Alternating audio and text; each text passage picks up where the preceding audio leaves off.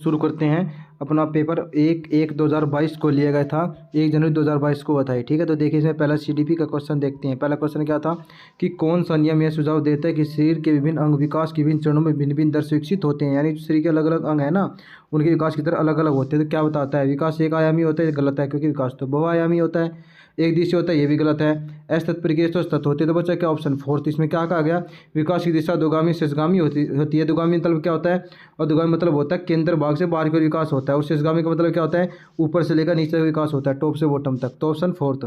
Next question देखिए क्या है, कौन सा कथन सही है, बच्चों विकास सामाजिक सांस्कृतिक परिप्रेक्ष्य में होता है, यही सही है, बाकी सभी तीनों क्या है, गलत है। अगला क्वेश्चन देखिए क्या है, अगला क्वेश्चन आपका, अनुवांशिक विन्यास के पूर्व निर्धारित रूप से प्रकट होने प्रक्रिया खालिस्तान कहलाती है। जो पहले से निर्धारित हो क्या कहलाती है, परिपक्वता कहलाती है। ठीक है, ऑप्शन फोर्थ। नेक्स्ट देखिए क्या है, नेक्स्ट आपका क्वेश्चन है, खालिस्तान समाजीकरण प्राथमिक और खालिस्तान समाजीकरण द्वितीय कारक है। तो प्राथमिक क्या होता है, प्राथमिक होता है आपका परिवार। क्या होता है, परिवार। तो जिस ऑप्शन में परिवार होगा वो ऑप्शन सही होगा। पहले तो परिवार प्राथमिक है, मीडिया क्या सेकंड, विद्यालय सेकंड, मीडिया सेकंड। तो ये ऑप्शन कट गई, तो ऑप्शन फर्स्ट बचा।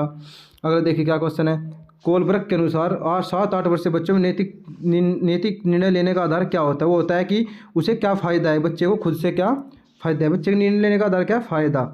ठीक है, और दूसरा वो क्या देखेगा, वो दंड से बचने के लिए सोचेगा। तो क्या है, वो दंड और आगे का पालन करेगा। इसका मतलब क्या है कि बच्चा दंड का पालन इसलिए करता है, सॉरी वो आगे पालन इसलिए करता है क्योंकि वह दंड से बचना चाहता है। Option third. नेक्स्ट क्वेश्चन देखिए क्या है, जीन पियाजे के सिद्धांत में क्रमबद्धता किस संदर्भ में प्रयुक्त होता है। क्रमबद्धता मतलब क्या होता है, जब चीज़ों को एक क्रम में लगाना जाता है बच्चे एक सीरीज में, एक पैटर्न में। तो वस्तुओं की एक आयाम जैसे लंबाई आदि के आधार पर क्रम देना, ये मतलब होती है क्रमबद्धता जीन पियाजे के अनुसार। नेक्स्ट देखिए क्या है, नेक्स्ट क्वेश्चन है कि 5 वर्षीय नसीमा को यह लगता है कि चिकनी मिट्टी के गोले को यदि दबाकर एक सांप में परिवर्तित कर दिया जाए तो चिकनी मिट्टी बढ़ जाती है। तो ये कौन सा तरह है, जीन पियाजे के अनुसार। उसने कहा कि चिकनी मिट्टी का ये था एक, इसे मैंने दबा दिया तो एक सांप से बन गया तरह लंबा। उसने कहा कि मिट्टी बड़ी होगी। ठीक है, जो क्या है, केंद्रीयता। केंद्रीयता मतलब क्या होता है कि जब एक ही पर्सपेक्ट तो देखा जाता है, यानी कि एक ही ओर ध्यान होता है, दोनों ओर ध्यान नहीं होता, उसे कहा जाता है केंद्रीयता। अगला क्वेश्चन देखिए है, अगला क्वेश्चन है कि ले वाइगोस्की के संज्ञानात्मक विकास का सिद्धांत खालिस्तान पर आधारित होता है। किस पर आधारित होता है वो, सामाजिक संरचना पर, व्यवहारवाद, मौसम, सार्वभौमिकता। तो किस पर आधारित, सामाजिक संरचनावाद पर आधारित होता है। सामाजिक सांस्कृतिक सिद्धांत दिया था इन्होंने। अगला क्वेश्चन है, ले वाइगोस्की ने बच्चों के स्वयं से संवाद करने के लिए सबसे के लिए किस शब्द का प्रयोग किया है। किसने, वाइगोस्की ने कहा सामाजिक सांस्कृतिक। एक तो बात की है निजी संवाद की बात की है, एक तो ZPD की बात की उन्होंने। ठीक है, MKOV की बात की है, साथ ही निजी वार्ता यानी खुद से बातें करना। तो क्या निजी संवाद, ऑप्शन फर्स्ट। अगला देखिए क्या है, अगला क्वेश्चन है, प्रगतिशील कक्षा की निम्न में से कौन सी विशेषता होती है। प्रगतिशील क्या होता है, बच्चा एक्टिव रहकर खुद कार्य करके सीखता है और नई नई खोजें करता है। तो देखिए कौन सा ऑप्शन है ये आपका सहयोगिता पूर्ण अधिगम, यानी सहयोग के साथ अधिगम करना। ठीक है, ये अभ्यास पर जोर देगा, गलत है। अस्थायी लगाओ, ये भी गलत है। पुरस्कार दंड, ये भी गलत। तो बचा क्या, ऑप्शन थर्ड। इलिमिनेट मेथड से करोगे तब भी आप क्वेश्चन का आंसर दे दोगे CDP में। ठीक है, CTET में आसानी से। एक बच्चे में दूसरे की नियत और इच्छा को समझने की योग्यता होती है। जब दूसरी भावना को समझता है ना, उसको बोला जाता है अंतर्वैयक्तिक योग्यता। और जब क्या बोला जाता है, और सॉरी अंतर्व्यक्ति बोला था, निशान गलत लगा दिया मैंने। अंतर्व्यक्ति योग्यता बोला जाता है जब खुद को समझता है ना, खुद से, तो उसको बोला जाता है अंतर्व्यक्तिक योग्यता। ठीक है, खुद की भावना को समझना अंतर्व्यक्तिक योग्यता, दूसरी भावना को समझना अंतर्व्यक्तिक योग्यता। तो ऑप्शन सेकंड। अगले देखिए क्या है, राष्ट्रीय शिक्षा नीति 2020 निम्न में से कौन सा कथन प्रस्तावित करती है। तो क्या कहती है वो कहती है कि प्रौद्योगिकी अंतिम बाधक है, गलत है। अंग्रेजी भाषा प्रथम भाषा नहीं मानना, अंग्रेजी को तो सेकंड या थर्ड मानना है। बाल विद्यार्थी के लिए बहुभाषी होने के उस संज्ञानात्मक लाभ, ये तो सही है। फिर क्या, उलझन पैदा करना, ये भी गलत है। तो क्या हो जाएगा, ऑप्शन थर्ड, यानी बहुभाषिता को बढ़ावा देती है। यानी बहुभाषी का मतलब होता है कि जो बच्चा नई भाषा बोलता है तो उसे बढ़ावा देना चाहिए, क्योंकि इससे बच्चों में एकता आती है। आगे का जेंडर भूमिका खालिस्तान होती है, क्या होती है वे एक जन्मजात व्यवहार है, नहीं अभी अधिकृत होता है। जी हाँ, ये अधिग्रहण किया जाता है, क्योंकि बच्चा अपने समाज से सीखता है कि माँ ने या बाप ने सिखा दिया कि जो लड़के क्या कहा, लड़के रोते नहीं है। ठीक है, तो लड़के रोते नहीं, तो कहाँ से होता है, अधिग्रहण। तो क्या जन्मजात थोड़ी है उसका, ये तो अधिग्रहण किया बाहर से। तो कैसे होता है, अधिकृत व्यवहार होता है। अगला क्वेश्चन है कि सतत समग्र मूल्यांकन का प्राथमिक उद्देश्य क्या होता है। जो CC होता है, लगातार मूल्यांकन किया जाता है, उसका प्रमुख उद्देश्य क्या होता है। तो छात्रों को समझ को आंकना और पाठ्यक्रम तथा शिक्षण शास्त्र को इसके अनुसार रूपांतरित करना, ये इसका उद्देश्य होता है। तुलना नहीं करेगा, वर्गीकरण नहीं करेगा, घोषित नहीं करेगा सफल असफल। तो क्या करेगा, सेकंड ऑप्शन है इसमें। ठीक है, उनके योग्यता के अनुसार उनका मापन करेगा। अगला देखिए क्या है, अगला क्वेश्चन आपका कि अपनी कक्षा के मूल्यांकन पद्धति तथा तय करने से पहले एक शिक्षक को किन बातों पर विचार करना चाहिए। उसे मूल्यांकन पद्धति तय करने से पहले किन बातों पर विचार करना चाहिए। मेरे अलावा इन परिणामों का उपयोग कौन करेगा। ठीक, विशिष्ट छात्र के अधिगम वक्र पता लगाने सर्वोत्तम तरीका क्या है। कौन सा तरीका अध्यापिका को स्वयं के शिक्षण शास्त्र पर चिंतन मदद करेगा। कौन सी विधि छात्र उत्तम अंक पाने में मदद करेगी। ठीक है, तो इसमें क्या है, इसमें जो आपके है ना कि मेरे अलावा कौन इन परिणामों का उपयोग करेगा, तो ये गलत है। बाकी ये तीनों क्या है, सही है। तो इसमें कोई भी ऑप्शन ऐसा नहीं दिखाई दिया था इस तरीके से, तो इसमें सबको क्या मिला था, बोनस मार्क्स मिला था। ठीक है, तो देखिए अगला क्वेश्चन क्या है। अगला क्वेश्चन आपका ये पूछा गया क्वेश्चन इधर से, समावेशी शिक्षा। समावेशी शिक्षा मतलब क्या होता है, सबको एक ही छत के नीचे शिक्षा देना, सबको एक साथ शिक्षा दी जाएगी, चाहे वो कैसे भी बच्चा हो। तो देखिए क्या होता है इसमें, केवल ईडब्ल्यूएस को शिक्षा दोगे, गलत। दिव्यांग छात्रों को दोगे सिर्फ, ये भी गलत है। सिर्फ दिव्यांग को थोड़ी देंगे। केवल अंग्रेजी भाषा पढ़ाई की जाएगी, गलत। तो क्या कहा, योग्यताओं से परे होकर सभी बच्चों को गुणवत्ता शिक्षा उपलब्ध करवाना। मैंने कहा ना, सभी बच्चों को एक साथ शिक्षा दी जाएगी, ऑप्शन 4। अगला क्वेश्चन देखिए आपको क्या है। अगला क्वेश्चन है कि पढ़ाते समय एक शिक्षक को पाठ्य सामग्री को दर्शाने के विभिन्न तरीके अपनाने चाहिए। बिल्कुल सही बात है। शिक्षक को अधिगमकर्ताओं की विविध आवश्यकता है तो ऐसा कार्य करना चाहिए, सही है। पहला सही है, दूसरा इसकी व्याख्या करता है, तो क्या कहेंगे, यार दोनों सही है, उसकी व्याख्या करता है, ऑप्शन फर्स्ट। नेक्स्ट क्वेश्चन देखिए क्या है। नेक्स्ट आपका क्वेश्चन है ये है, एक बच्ची लिखाई में निरंतर कठिनाई का सामना करती है, उसे अक्षर बनाने और शब्दों के बीच अंतराल करने में चुनौती महसूस होती है। यह लक्षण किस अधिगम विकार की ओर इशारे करते हैं। तो क्या, आलेख वैकल्य, यानी उसे लिखने में दिक्कत होती है, पढ़ने में दिक्कत नहीं है, गणित में दिक्कत नहीं है, ध्यान केंद्रित नहीं है, उसे आलेख बनाने यानी लिखने में दिक्कत है उसको। ठीक है जी, ये डिस्ग्राफिया बोला जाता है इसको इंग्लिश में। विद्यार्थियों में व्यक्तिगत विभिन्नता को पूरा करने के लिए शिक्षक को क्या करना चाहिए। जो व्यक्तिगत विभिन्नता है अलग अलग बच्चों से, तो क्या करना चाहिए शिक्षक को, उसे शिक्षण शास्त्र में उपागम और मूल्यांकन विविध साधनों का उपयोग करना चाहिए। यानी अलग अलग योग्यता है नहीं, बच्चों की अलग अलग विभिन्नताएं, जब बच्चों की अलग अलग विभिन्नताएं उसे पूरा करने के लिए क्या करेगा, अलग अलग साधनों का प्रयोग करेगा मूल्यांकन के लिए। देखिए अगला क्या है। नेक्स्ट क्वेश्चन है, कौन सा सृजनात्मकता का अनिवार्य लक्षण है। सृजनात्मक मतलब क्या होता है, क्रिएटिविटी। क्रिएटिविटी में क्या करेगा बच्चा, एक्टिव रहेगा और नई नई खोजें करेगा। ठीक है, तो कौन सा ऑप्शन है खोज वाला, ये अपसारी चिंतन। अपसारी चिंतन मतलब क्या होता है, सभी दिशाओं में सोचना। और अभिसारी मतलब क्या होता है, अभिसारी मतलब होता है एक ही दिशा में सोचना, एक ही दिशा में सोचना। तो इसका ऑप्शन क्या है, इसका ऑप्शन फर्स्ट है, यानी सब तरीके से सोचना, ये होता है क्रिएटिविटी। नेक्स्ट देखिए क्या है आपका। नेक्स्ट आपका, एक छोटे बच्चे की संरचना। छोटे बच्चे ज्ञान की संरचना और अर्थ किस प्रकार से निकालते हैं, किस प्रकार ज्ञान सीखते हैं छोटे बच्चे। खोज के द्वारा बिल्कुल सही है, खेल द्वारा बिल्कुल सही, प्रयोग के द्वारा ये भी सही है, सहभागिता के द्वारा ये भी सही। तो चार ऑप्शन सही आलोक दिया वो। अगला देखिए क्या क्वेश्चन। अगला क्वेश्चन आपका, एक अध्यापिका बच्चों को फ़ोन नंबर रटने के लिए फ़ोन नंबर के 10 अंकों को 3-4 अंकों के समय बांट कर याद करना सुझाती है। अध्यापिका द्वारा सुझाई गई रणनीति खालिस्तान कहलाती है। तो क्या कहलाती है, टुकड़ों में, ये इसे क्या करिए अध्यापिका टुकड़ों में तोड़ तोड़ कर पढ़ा रही है, टुकड़ों में तोड़ तोड़ कर पढ़ा रही है, तो इसे क्या कहा जाता है, खंडीकरण कहा जाता है। अगला क्वेश्चन देखिए क्या है। निम्न में से कौन सी दिशा पर विद्यालय में सबसे अधिक बल देना चाहिए। दिशा नहीं सॉरी, कौन सी दशा पर बल देना चाहिए, सबसे अधिक किस पर बल देना चाहिए। परिवेश से सहभागिता द्वारा कौशल और ज्ञान का अर्जन करना, कि बच्चे आसपास के परिवेश से किस प्रकार ज्ञान को प्राप्त करेंगे, इस पर ज़्यादा बल देना चाहिए, रटने पर नहीं।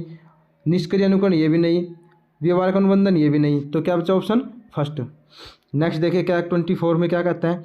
24 में कहा गया है, 24 आपका कहता है कि क्या होंगे क्वेश्चन, ये देखिए क्या है, तो क्वेश्चन ही बहुत बड़ा दे रखा है इसने। देखिए क्या है कि कौन सा युगम सामाजिक संरचनात्मक उपागम के अनुसार छात्रों के पढ़ने को सुसाध्य करता है। ये छात्रों के पढ़ने को क्या बनाता है, सुसाध्य, अच्छा बनाता है। उन्हें टॉफी देकर नहीं, फिर क्या कहा, प्रामित विविध प्रकार की पुस्तकें विद्यार्थियों को पढ़ने के लिए देता है, जो कि विद्यार्थी विशिष्ट पुस्तक पढ़ते हुए नियमित रूप से परिचर्चा करने के लिए कहते हैं, तो सही है। दूसरा क्या, टॉफी वाला तो गलत है, दूसरा सही है। अरुंधित नए शब्दों को समझने के लिए संदर्भित संकेतों के इस्तेमाल बल देता है। रेखा अपने विद्यार्थियों में शब्दों 5 बार लिखने के लिए कहती है, तो गलत है। तो ऑप्शन कौन कौन से सही है इसमें, दूसरा और तीसरा सही है। ठीक है, तो ऑप्शन क्या निकलेगा इसमें, थर्ड इसमें दे रखा है, दूसरा और तीसरा सही। ठीक है, नेक्स्ट क्वेश्चन देखिए क्या आपका। नेक्स्ट क्वेश्चन है, एक शिक्षक होने के नाते आप अपने छात्रों में समस्या समाधान क्षमताओं को किस प्रकार सुसाध्य कर सकते हैं, किस प्रकार कर सकते हैं। समरूप के इस्तेमाल को बढ़ावा देकर, समरूपता के इस्तेमाल को बढ़ावा देकर, डर भावना पैदा करके गलत, अटल तरीके से भी गलत, रटन पत्ती ये भी गलत। तो क्या बचा ऑप्शन थर्ड, इलिमिनेट मेथड से हो गया ये। ठीक है, दोनों से निगेटिव वर्ड है उनको हटा देते हैं हम इसमें। निम्नलिखित में कौन सा सार्थक अधिगम को सुसाध्य करेगा। सार्थक होता है अच्छा अधिगम, तो कौन है जो बढ़ावा देगा उसको। कक्षा में संदर्भ रहित अधिगम बढ़ा, संदर्भ रहित नहीं, बच्चों समझाकर तभी तो पढ़ाओगे। दूसरा कि एक समस्या पर विविध तरीकों से विचार करने के लिए प्रोत्साहित करना सही है, कि कोई एक समस्या है उस पर अनेक तरह से विचार करेंगे, इसके कैसे सोल्व करें, तो ऑप्शन सेकंड है। देखिए नेक्स्ट क्वेश्चन क्या है। नेक्स्ट क्वेश्चन है, अगर विद्यार्थी अपने कार्य को सफलता को आंतरिक कारणों पर आरोपित करते हैं तो उनमें खालिस्तान की भावना का विकास होता है, आंतरिक कारणों के कारण होता है। तो उसे क्या कहा जाता है? उसे कहा जाता है खुद पर गर्व महसूस होगा, जब बच्चा खुद से कार्य करेगा संतुष्टि महसूस करेगा। अगला क्वेश्चन है कि शिक्षा के प्राथमिक स्तर पर बहुसंवेदनीय उपागम के इस्तेमाल को प्रोत्साहित करना चाहिए क्योंकि इससे क्या होता है? यह अधिगम को और अधिक प्रभावशाली बनाता है। Option first. नेक्स्ट क्वेश्चन देखते हैं, शिक्षा के प्राथमिक स्तर पर बहुसंवेदनीय उपागम के इस्तेमाल को प्रोत्साहित करना चाहिए क्योंकि इससे क्या होगा? यह अधिगम को और अधिक प्रभावशाली बनाता है। Option first. नेक्स्ट क्वेश्चन देखिएगा 29 क्वेश्चन में है कि बच्चे अक्सर विभिन्न संकल्पों के बारे में वैकल्पिक कल्पनाएं भ्रांतियां गठित कर लेते हैं, इस संदर्भ में कौन सा कथन सही नहीं है? नहीं पूछा। तो क्या अध्यापकों को बच्चों द्वारा गठित वैकल्पिक संकल्पना भ्रांतियों को सख्त रूप से हतोत्साहित करना चाहिए? हतोत्साहित नहीं करना चाहिए, बच्चों को बढ़ावा दो थोड़ा सा, जो इनकी कल्पनाएं हैं, कल्पनाएं करेंगे तभी तो बच्चा नहीं सोचेगा। तो ऑप्शन फर्स्ट सही निकलेगा। अगला क्वेश्चन देखिए, क्या लास्ट क्वेश्चन है इस पेपर का, फिर अगला नेक्स्ट पेपर डिस्कस करेंगे हम। देखिए, निम्न से कौन सा अधिगम का कौन सा परिप्रेक्ष्य कहता है कि ठोस प्रलोभन पुरस्कारों द्वारा विद्यार्थी को सीखने के लिए प्रेरित किया जा सकता है? तो कौन सा कहता है? व्यवहारात्मक। अब देखते हैं नेक्स्ट शिफ्ट का पेपर। देखिए नेक्स्ट देखते हैं शिफ्ट का पेपर 3/1/2022 को जो लिया गया था, उसमें फर्स्ट सीडीपी का क्वेश्चन देखते हैं क्या आया था। फर्स्ट क्वेश्चन है इसमें कि इन्हें कहा कि समकालीन विचारधारा के अनुसार बाल विकास प्रक्रिया कैसी होती है? तो कैसी होती है? वो बहुआयामी होती है क्योंकि बच्चे विभिन्न प्रकार के संदर्भों में पलते बढ़ते हैं। तो ऑप्शन सेकंड। नेक्स्ट क्वेश्चन देखिए क्या है कि विकास का खालिस्तान सिद्धांत बताता है कि कामक कौशलों का विकास शरीर के मध्य भाग से सिर की ओर बढ़ता है, मध्य भाग से होकर बाहर की ओर जाता है। इसे कौन सा विकास कहा जाता है? हमने पिछली शिफ्ट में बताया था, रिपीट क्वेश्चन है। अधोगामी कहा जाता है। शीर्षगामी मतलब क्या होता है? टॉप से लेकर बॉटम तक जाता है, शीर्ष से नीचे की ओर जाता है शीर्षगामी, और केंद्र भाग से बाहर की ओर जाता है अधोगामी। तो ऑप्शन थर्ड।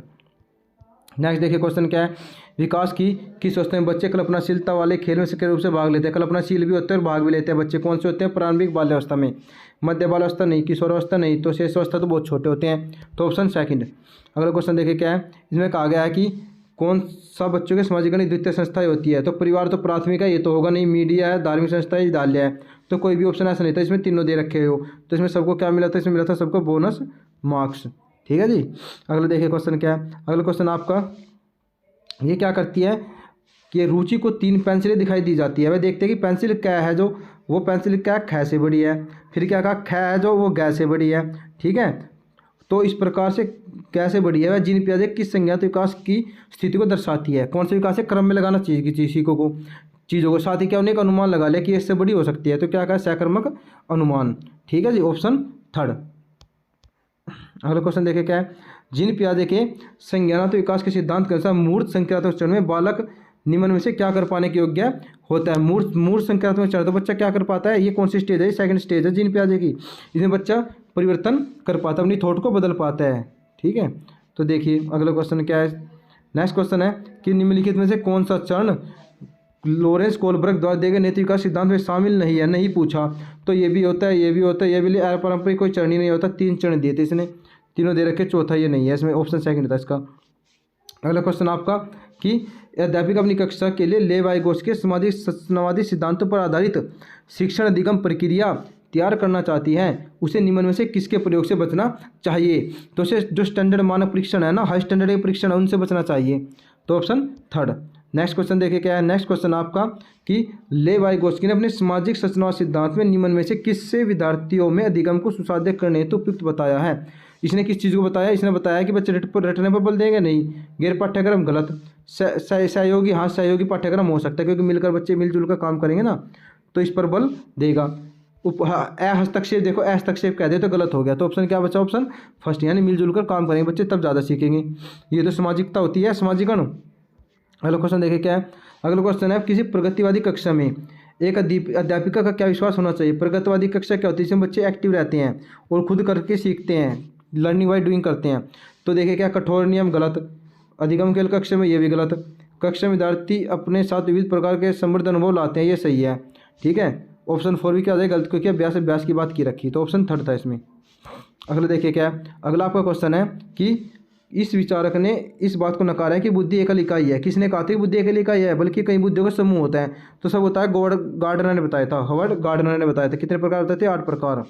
एनसीईआरटी 8 फॉलो करता है, वैसे इन्होंने 9 बताए थे। देखिए, खिलौने के रूप में गुड़िया मिलने पर रोने की प्रतिक्रिया थी, मुझे खिलौना पसंद नहीं है क्योंकि लड़के गुड़िया से नहीं खेलते। क्या दिखाते हैं? जेंडर को दिखाता है, जेंडर रूढ़िवादिता, उसके माइंड में जेंडर रूढ़िवादिता बैठी है।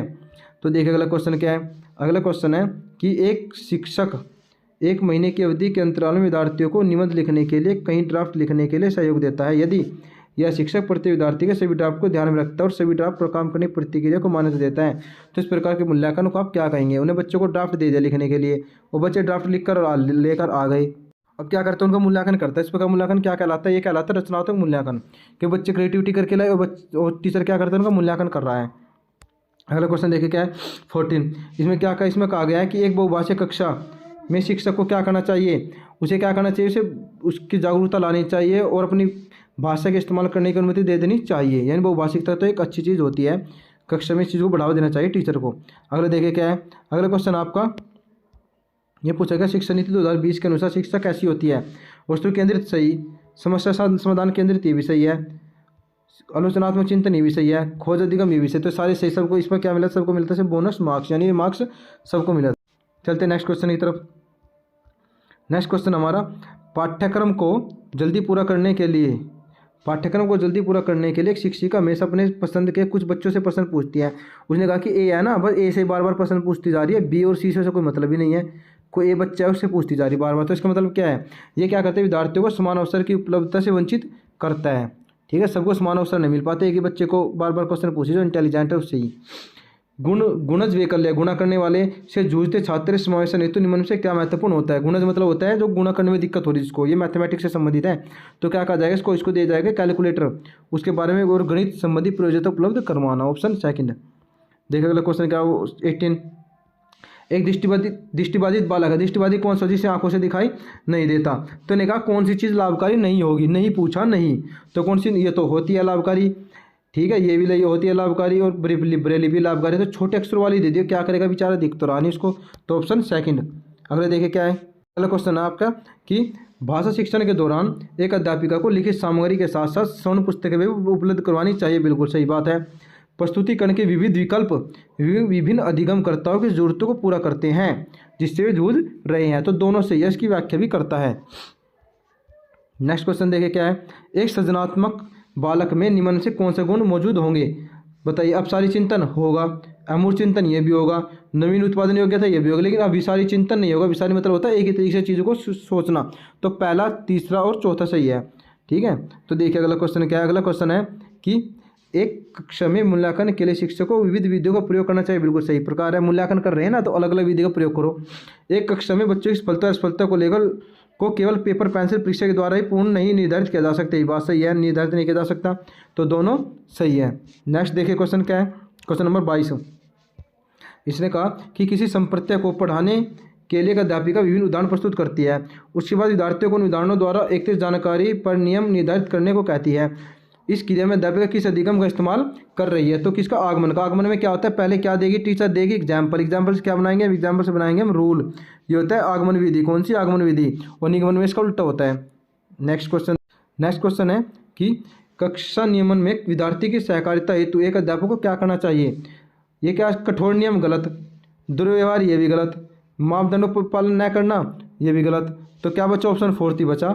मानदंड नियमों को स्थापित करते समय विद्यार्थी की सहभागिता लेनी चाहिए। यानी जो नियम बना रहे हैं ना, विद्यार्थी से पूछकर उस सहभागिता के साथ करना चाहिए। ये ना कि बच्चे उसे फॉलो नहीं करें। ठीक है, फिर क्या कहा कि उन संदर्भों का सही चुनाव करें जिससे बच्चे का अधिगम हो पाता है। खेल कूद से अधिगम होता है, घर से होता है, कक्षा से होता है, तो आलो विधि अब वो सभी से होता है भाई इनसे। अगला क्वेश्चन देखिए क्या है कि निम्न में से कौन सी तकनीक छात्रों में समस्या समाधान कौशलों के विकास हेतु प्रभावशाली नहीं? पूछी ने नहीं वाले को 2 बार पढ़ेगा, जब आंसर देना। कौन सी प्रयोगशाली नहीं है? तो कौन सी नहीं है? देखो, इसने कहा चर्चा में भाग लेना, बिल्कुल सही। मंथन विचार पर सही है। विविध तरीके अपनाने ये भी सही है। तो फिर क्या कहा? इसने कहा कि हर समस्या के लिए एक सारे मूल्य निर्धारण करना ये गलत है। तो ऑप्शन फोर्थ। अगला क्वेश्चन है कि अधिगम प्रक्रिया, ये तो क्वेश्चन ही नहीं पढ़ा, ऑप्शन पढ़ने लग गए हम। निम्न में से कौन से सूचनावादी कक्षा का विलक्षण होता है? सूचनावादी क्या होता है? इसमें बच्चा एक्टिविटी करके सीखता है। निष्क्रिय बने रहना ये नहीं होगा, ये तो गलत है, क्योंकि एक्टिव रहेगा बच्चा। और एक याद करने को महत्व देना ये भी गलत। प्रश्नों पूछने को प्रोत्साहित न करना ये भी गलत। तो बच्चा क्या? Option fourth. इलिमिनेट मेथड से हो गए, तो नए ज्ञान की रचना करना हो जाएगा, वो होता है क्रिएटिविटी। अगला, निम्न में से कौन सी विचारधारा बच्चों के अधिगम में अवरोधक होती है? अवरोध मतलब बाधा उत्पन्न करती है। तो अधिगमकर्ताओं के त्रुटियां करना एक लज्जाजनक कार्य है। बच्चों को धमका दिया हमने कि तुम अधिगम नहीं कर पा रहे, तो ये लज्जाजनक कार्य है, मतलब बच्चों को धमका रहे, तो गलत चीज़ है वो। तो ऑप्शन सेकंड, वो अवरोध उत्पन्न कर देगा उसी पढ़ाई में। निम्न में से कौन सा बाह्य प्रेरणा का उदाहरण है? बाह्य प्रेरणा समझते हो ना, यानी कि धन के लिए मेहनत करना, अवार्ड के लिए काम करना, या फिर मार्क्स के लिए पढ़ाई करना, ये सभी बाह्य प्रेरणा होते हैं। तो ये कौन सा उदाहरण है इसमें? इन नगद इनाम पाने हेतु एक परियोजना के विभिन्न स्रोतों से खोज करना, तो ऑप्शन सेकंड है। देखिए अगला क्वेश्चन क्या है 29। कोविड महामारी के दौरान विद्यार्थियों को नकारात्मक रूप से प्रभावित करता है, निगेटिव प्रभाव पड़े विद्यार्थियों पर, इसका क्या मतलब होता है? इसका मतलब होता है इसका संज्ञान और समय दोनों प्रभावित हुए हैं, ऑप्शन सेकंड। इस शिफ्ट का लास्ट पेपर है, सॉरी लास्ट क्वेश्चन है। अधिक सार्थक और प्रभावशाली होता है अगर वह मुख्य खालिस्तान हो, तो क्या हो वो? अगर सब निर्देशित होता है, खुश निर्देशित हो, तब करते नेक्स्ट पेपर का डिस्कस। अब देखिए नेक्स्ट शिफ्ट का पेपर जो हमारा पेपर 4/1/2022 को लिया गया था, यानी कि 4 जनवरी को पेपर हुआ था। सीडीपी के क्वेश्चन देखते हैं इसमें। पहला क्वेश्चन क्या है?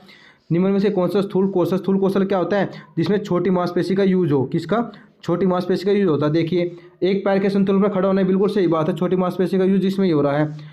ये गलत तो ये भी गलत, तो ऑप्शन फर्स्ट ही है इसका आंसर। अगला क्वेश्चन देखिए क्या है? विकासात्मक परिवर्तन किसका परिणाम होता है? तो किसका परिणाम होता है? अनुवांश और पर्यावरण दोनों परिणाम होता है। पहला ऑप्शन मिलेगा। विकास है ना, अनुवांशिकता और वातावरण दोनों प्रोडक्ट होता है। अगला क्वेश्चन देखिए क्या है? 2 से 6 वर्ष की अवधि को क्या कहा जाता है? सबने रट रखे तो प्रारंभिक बचपन कहा जाता है। अगला क्वेश्चन देखो क्या है? शहर में बच्चों को बहुत सारा खेल उन रियलिटी शो पर आधारित होता है जो वे देखते हैं, बिल्कुल सही बात है। इन दिनों परिवार और साथियों के अलावा मीडिया बच्चों के समाजीकरण महत्वपूर्ण भाग है, ये भी दोनों सही है। तो क्या का इसकी व्याख्या करता है? पहला ऑप्शन सही है। अगला क्वेश्चन देखो क्या है? अगला क्वेश्चन है इसमें इसने पूछा है कि पियाजे के द्वारा अधिगम को सुगम बनाने के लिए निम्नलिखित में से कौन सा कारक महत्वपूर्ण माने जाते हैं? शिक्षा की गतिशीलता, सही बात है। विविध सामग्री का प्रयोग, ये भी सही है। नवीन अनुभव प्रदान करना, ये भी सही है। सकारात्मक नकारात्मक पुनर्वलन प्रदान करना, ये भी सही है। ठीक है, यानी कि ऑल ऑफ द वो सारे के सारे सही है। ठीक है, ये एक देखिए अगला, ये सारे ऑप्शन सही है इसके। अगला क्वेश्चन देखिए क्या है? किस तरह बच्चों में विभिन्न आसपास की दुनिया के बारे में एक जीव दृष्टिकोण होता है और ये मानते पेड़ पौधे और चलते हुए बादल और लुढ़कते पत्थर की मंशा इरादे हो सकते हैं। तो जीववाद दृष्टिकोण, जीववाद समझते हो ना, यानी कि कोई पत्थर पड़ा ना, उससे ठोकर लगी मान लो बच्चे की, या कोई क्या बोतल पड़ी थी उसके ठोकर लगी बच्चे की, तो बच्चे माता क्या करती है? बोतल के हाथ मारते हैं कि इसको भी चोट लगती है, तो होता है जीववाद। क्या कहलाता है वो? जीववाद कहलाता है। तो ये क्या कहलाता है? जीववाद कहलाता है। कौन सी अवस्था में होता है? ये पूर्व संक्रात्मक अवस्था में होता है। ठीक है, अगर देखिए जीन पियाजे के अनुसार थी किसके सिद्धांत में भाषा के संज्ञान विकास में महत्वपूर्ण भूमिका होती है। भाषा के बारे में किसने बात की थी? वाइगोस्की ने। किसने की थी? वाइगोस्की ने। और देखिए तो ऑप्शन फर्स्ट है। जिन पियाजे ने क्या कहा था? जिन पियाजे ने कहा था पहला आई थी थॉट, उसके बाद कौन आया था? उसके बाद आया था भाषा। लेकिन वाइगोस्की ने क्या कहते हैं? पहले कौन आया था? भाषा, फिर आए थे थॉट। तो इसका ऑप्शन फर्स्ट है, क्योंकि भाषा की महत्वपूर्ण भूमिका होती है। 3-4 बातें की है इसमें। अगला देखिए वाइगोस के अनुसार बच्चे किस प्रकार सीखते हैं? तो बच्चे एक्टिव होकर सीखते हैं, दूसरे घुल मिल कर सीखते हैं। तो कौन सा? साथियों के साथ बातचीत करके सीखते हैं, ऑप्शन सेकंड है। अगला क्वेश्चन देखिए क्या है? एक बाल केंद्रित कक्षा में बच्चे क्या करते हैं? जो बाल केंद्रित होते हैं। निष्क्रिय लचीलापन, गलत। ज्ञान के निर्माण सक्रिय रूप से लगे रहते हैं, बिल्कुल सही है। तो ऑप्शन सेकंड सही है इसका। अगला क्वेश्चन देखिए क्या है? अगला क्वेश्चन निम्नलिखित में कौन सा युगम सुमेलित युगम सही है? अच्छा लड़का लड़के विन्यास दूसरे के साथ भला बनकर अनुमोदन अर्जित करता है, तो ऑप्शन सेकंड सही है। अगला देखिए क्या है? अगला क्वेश्चन आपका ये हावर्ड गार्डन के सिद्धांत में खालिस्तान बुद्धि वाले व्यक्ति वनस्पति और जीवों की, जो वनस्पति और जीवों की बात करते हैं, प्रकृति बुद्धि कहलाती है वो, तो प्रकृति वाले कहलाते हैं। 9 प्रकार बताए थे ना, एनसीईआरटी 8 फॉलो करती है। राष्ट्रीय शिक्षा नीति 2020 क्या सिफारिश करती है? वो सिफारिश करती है कि पाठ्यक्रम कैसा हो? एक भाषा पर आधारित नहीं, स्टैंडर्ड मानक पर नहीं, मानक मनमानिक नहीं, तो क्या बहुभाषावाद, यानी बहुत ही भाषा को, सारी भाषा को बढ़ावा देना। अगला क्वेश्चन देखिए क्या है? एक शिक्षिका धारणा रखती है। अगला क्वेश्चन है एक शिक्षिका धारणा रखती है कि लड़के अधिक बुद्धिमान और जोखिम वाले होते हैं और लड़के आज्ञाकारी ईमानदार होते हैं। क्या दिखाता है उदाहरण? ये बताते हैं कि जेंडर पक्षपात क्या जा रहा है कि लड़के बहादुर होते हैं। पक्षपात की तो बात है, ऐसा नहीं है, महिलाएं बहादुर होते हैं। आजकल पायलट जहाज भी उड़ा रही है महिलाएं। ठीक है, शिक्षकों को बच्चों को आकलन करने के लिए विभिन्न प्रकार के तरीके अपनाने चाहिए, बिल्कुल सही बात है। कोई भी मूल्यांकन तकनीक बच्चों के प्रगति विकास क्षेत्र के बारे में जानकारी प्रदान करने में सक्षम नहीं है। ये बात सही है कि कोई मूल्यांकन कर लिया, ऐसा नहीं है कि पूरी जानकारी मिल गई बच्चे की, तो दोनों सही है। नेक्स्ट क्वेश्चन आप क्वेश्चन 15, इसमें क्या कहा गया? इसमें कहा गया है बच्चे के बारे में कि निम्नलिखित में कौन सी स्थिति सीखने के लिए आकलन को नहीं दर्शाती है? नहीं पूछा, नहीं दर्शाती है। ठीक है, तो क्या है? छात्र बीच तुलना करना, ये तुलना नहीं दर्शाती है, तो ऑप्शन थर्ड। नेक्स्ट क्वेश्चन देखे क्या है? समाज शिक्षा के लिए क्या जरूरी होता है? समाज शिक्षा के लिए जरूरी, तो समाज शिक्षा के लिए क्या जरूरी होता है? लचीलापन शिक्षण शास्त्र। लचीलापन होता है कि बच्चों की जरूरतों के अनुसार हम अपनी विधियाँ बदल लेंगे बच्चों को पढ़ाने की, अगर बच्चे को नहीं समझ में आता है। नेक्स्ट क्वेश्चन निम्नलिखित में कौन सी दिव्यांगता सामाजिक संसार में चुनौतियों का कारण बनती है? सामाजिक संचार में चुनौतियों का कारण बनती है तो कौन सी होती है? आत्म केंद्रित संवलीनता। संवलीनता होती है जब बच्चा खुद से बातें करता रहता है। जैसे मूवी आई थी माय नेम इज़ खान, उसमें शाहरुख खान क्या करते हैं, खुद से बातें करते रहते हैं, तो संवलीनता। वो क्या बनता है, वो कारण होता है सामाजिक संचार का, यानी दूसरे के साथ कम्युनिकेशन करने में दिक्कत होती है बच्चों को, तो उसे क्या कहा जाता है? संवलीनता कहा जाता है, खुद से बातें करना। अगला क्वेश्चन क्या है, निम्नलिखित में कौन सा सुविधाहीन वंचित समूह के शिक्षार्थियों को शामिल करने में मदद करता है? तो विविधता को महत्व देना। नेक्स्ट क्वेश्चन क्या है, नेक्स्ट क्वेश्चन 19, इसमें पूछा सामग्री को कई तरीके से प्रस्तुतिकरण करने के प्रावधान से निम्नलिखित में किसके समावेशन में मदद मिलेगी? श्रवणबाधित बालक सही, दृष्टिबाधित बिल्कुल सही, कठिनाई महसूस करने वाले बिल्कुल सही, गति दिव्यांग बिल्कुल सही। तो क्या कहते हैं, ऑल ऑफ द अबव, सारे सही है इसके, सभी को मदद मिलेगी इससे। तो अगला क्वेश्चन है, निम्नलिखित में दी गई दिव्यांगता और संबंधित छात्र समावेशन हेतु कौन सी रणनीति से युग्म बनाती है? गुणज वैकल्य, कैलकुलेटर, प्रावधानी। बिल्कुल पहले से ही निकले तो आगे क्या चेक करोगे? ठीक है, आगे पूछा कि प्रारंभिक कक्षा में शिक्षण अधिगम प्रक्रिया के निम्नलिखित में कौन सा दृष्टिकोण बेहतर है? तो करके सीखना सबसे बेहतर माना जाता है, लर्निंग बाय डूइंग मेथड होता है सिखाने का बच्चों को।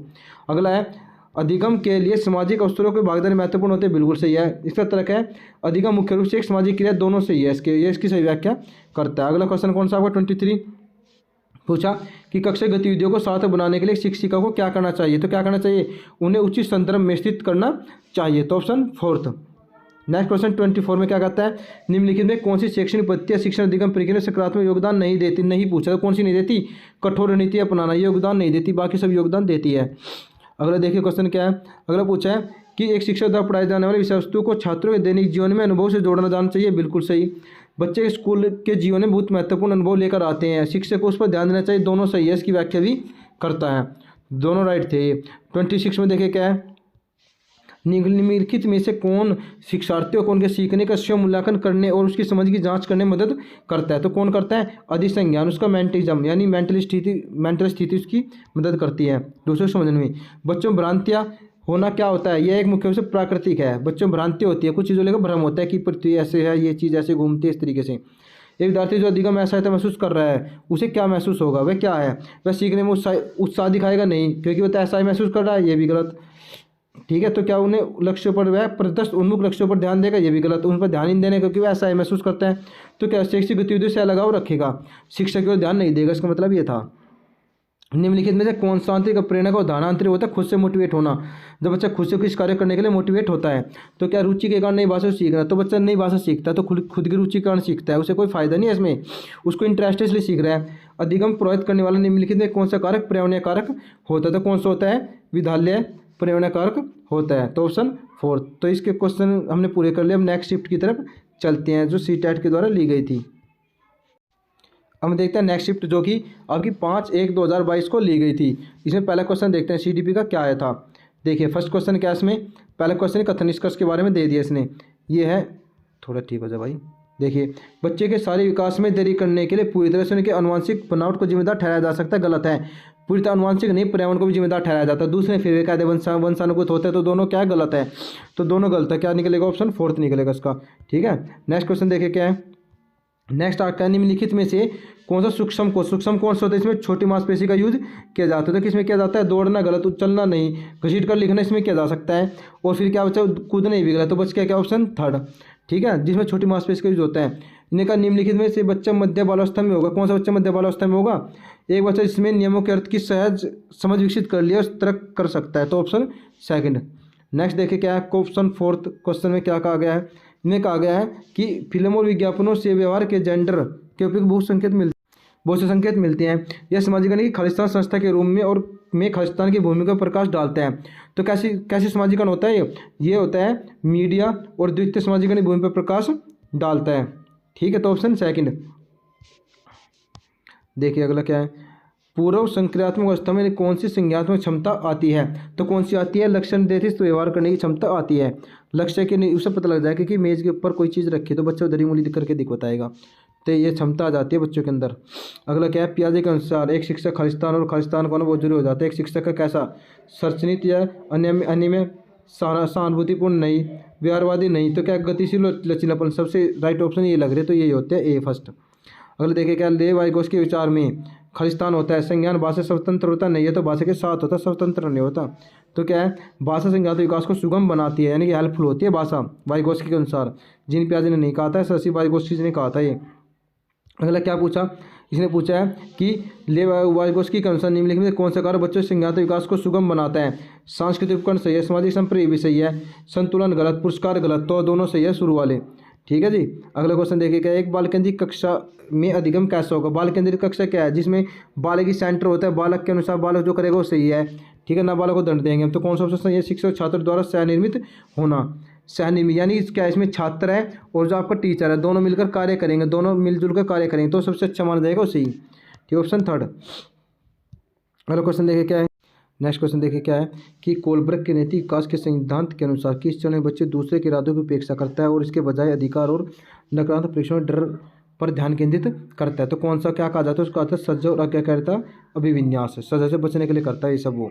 ठीक, ऑप्शन फर्स्ट। अगला देखिए क्या है, अगला क्वेश्चन है हर्ड गार्डनर के अनुसार जो धारा पर और लचीले ढंग से भाषा उपयोग करता है तो भाषा का प्रयोग बखूबी जानते उसे क्या कहा जाता है, भाषा बुद्धि कहा जाता है। तो ऑप्शन फर्स्ट। नेक्स्ट देखिए क्या है, नेक्स्ट क्वेश्चन आपका कि निम्नलिखित में कौन सी रणनीति कक्षा में व्यक्तिगत मतभेदों को पूरा करने के लिए प्रभावी नहीं पूछा। तो कौन सी प्रभावी नहीं है, छात्रों ने कमियों को पहचान और ठीक करे, तो ये सही है। ये मतलब ये गलत है, गलत बताता मैं इसमें। ठीक है, नेक्स्ट क्वेश्चन देखिए क्या है, नेक्स्ट आपका क्वेश्चन 13। इसमें पूछा गया 4 साल के राहुल को एक गुड़िया मिलती है तो कहता है कि मैं क्या करूँगा, लड़के गुड़िया से नहीं खेलते। इसका मतलब क्या होता है, इसका मतलब होता है कि क्या दिखा जाता है, दिखाता है जेंडर पक्षपातिता को नहीं, जेंडर पक्षपात को तो जेंडर रूढ़िवादिता को दिखाता है। जब कहते हैं कि लड़का ये कार्य नहीं कर सकता, लड़की ये कार्य नहीं कर सकती, तो जेंडर रूढ़िवादिता को दिखाता है वो।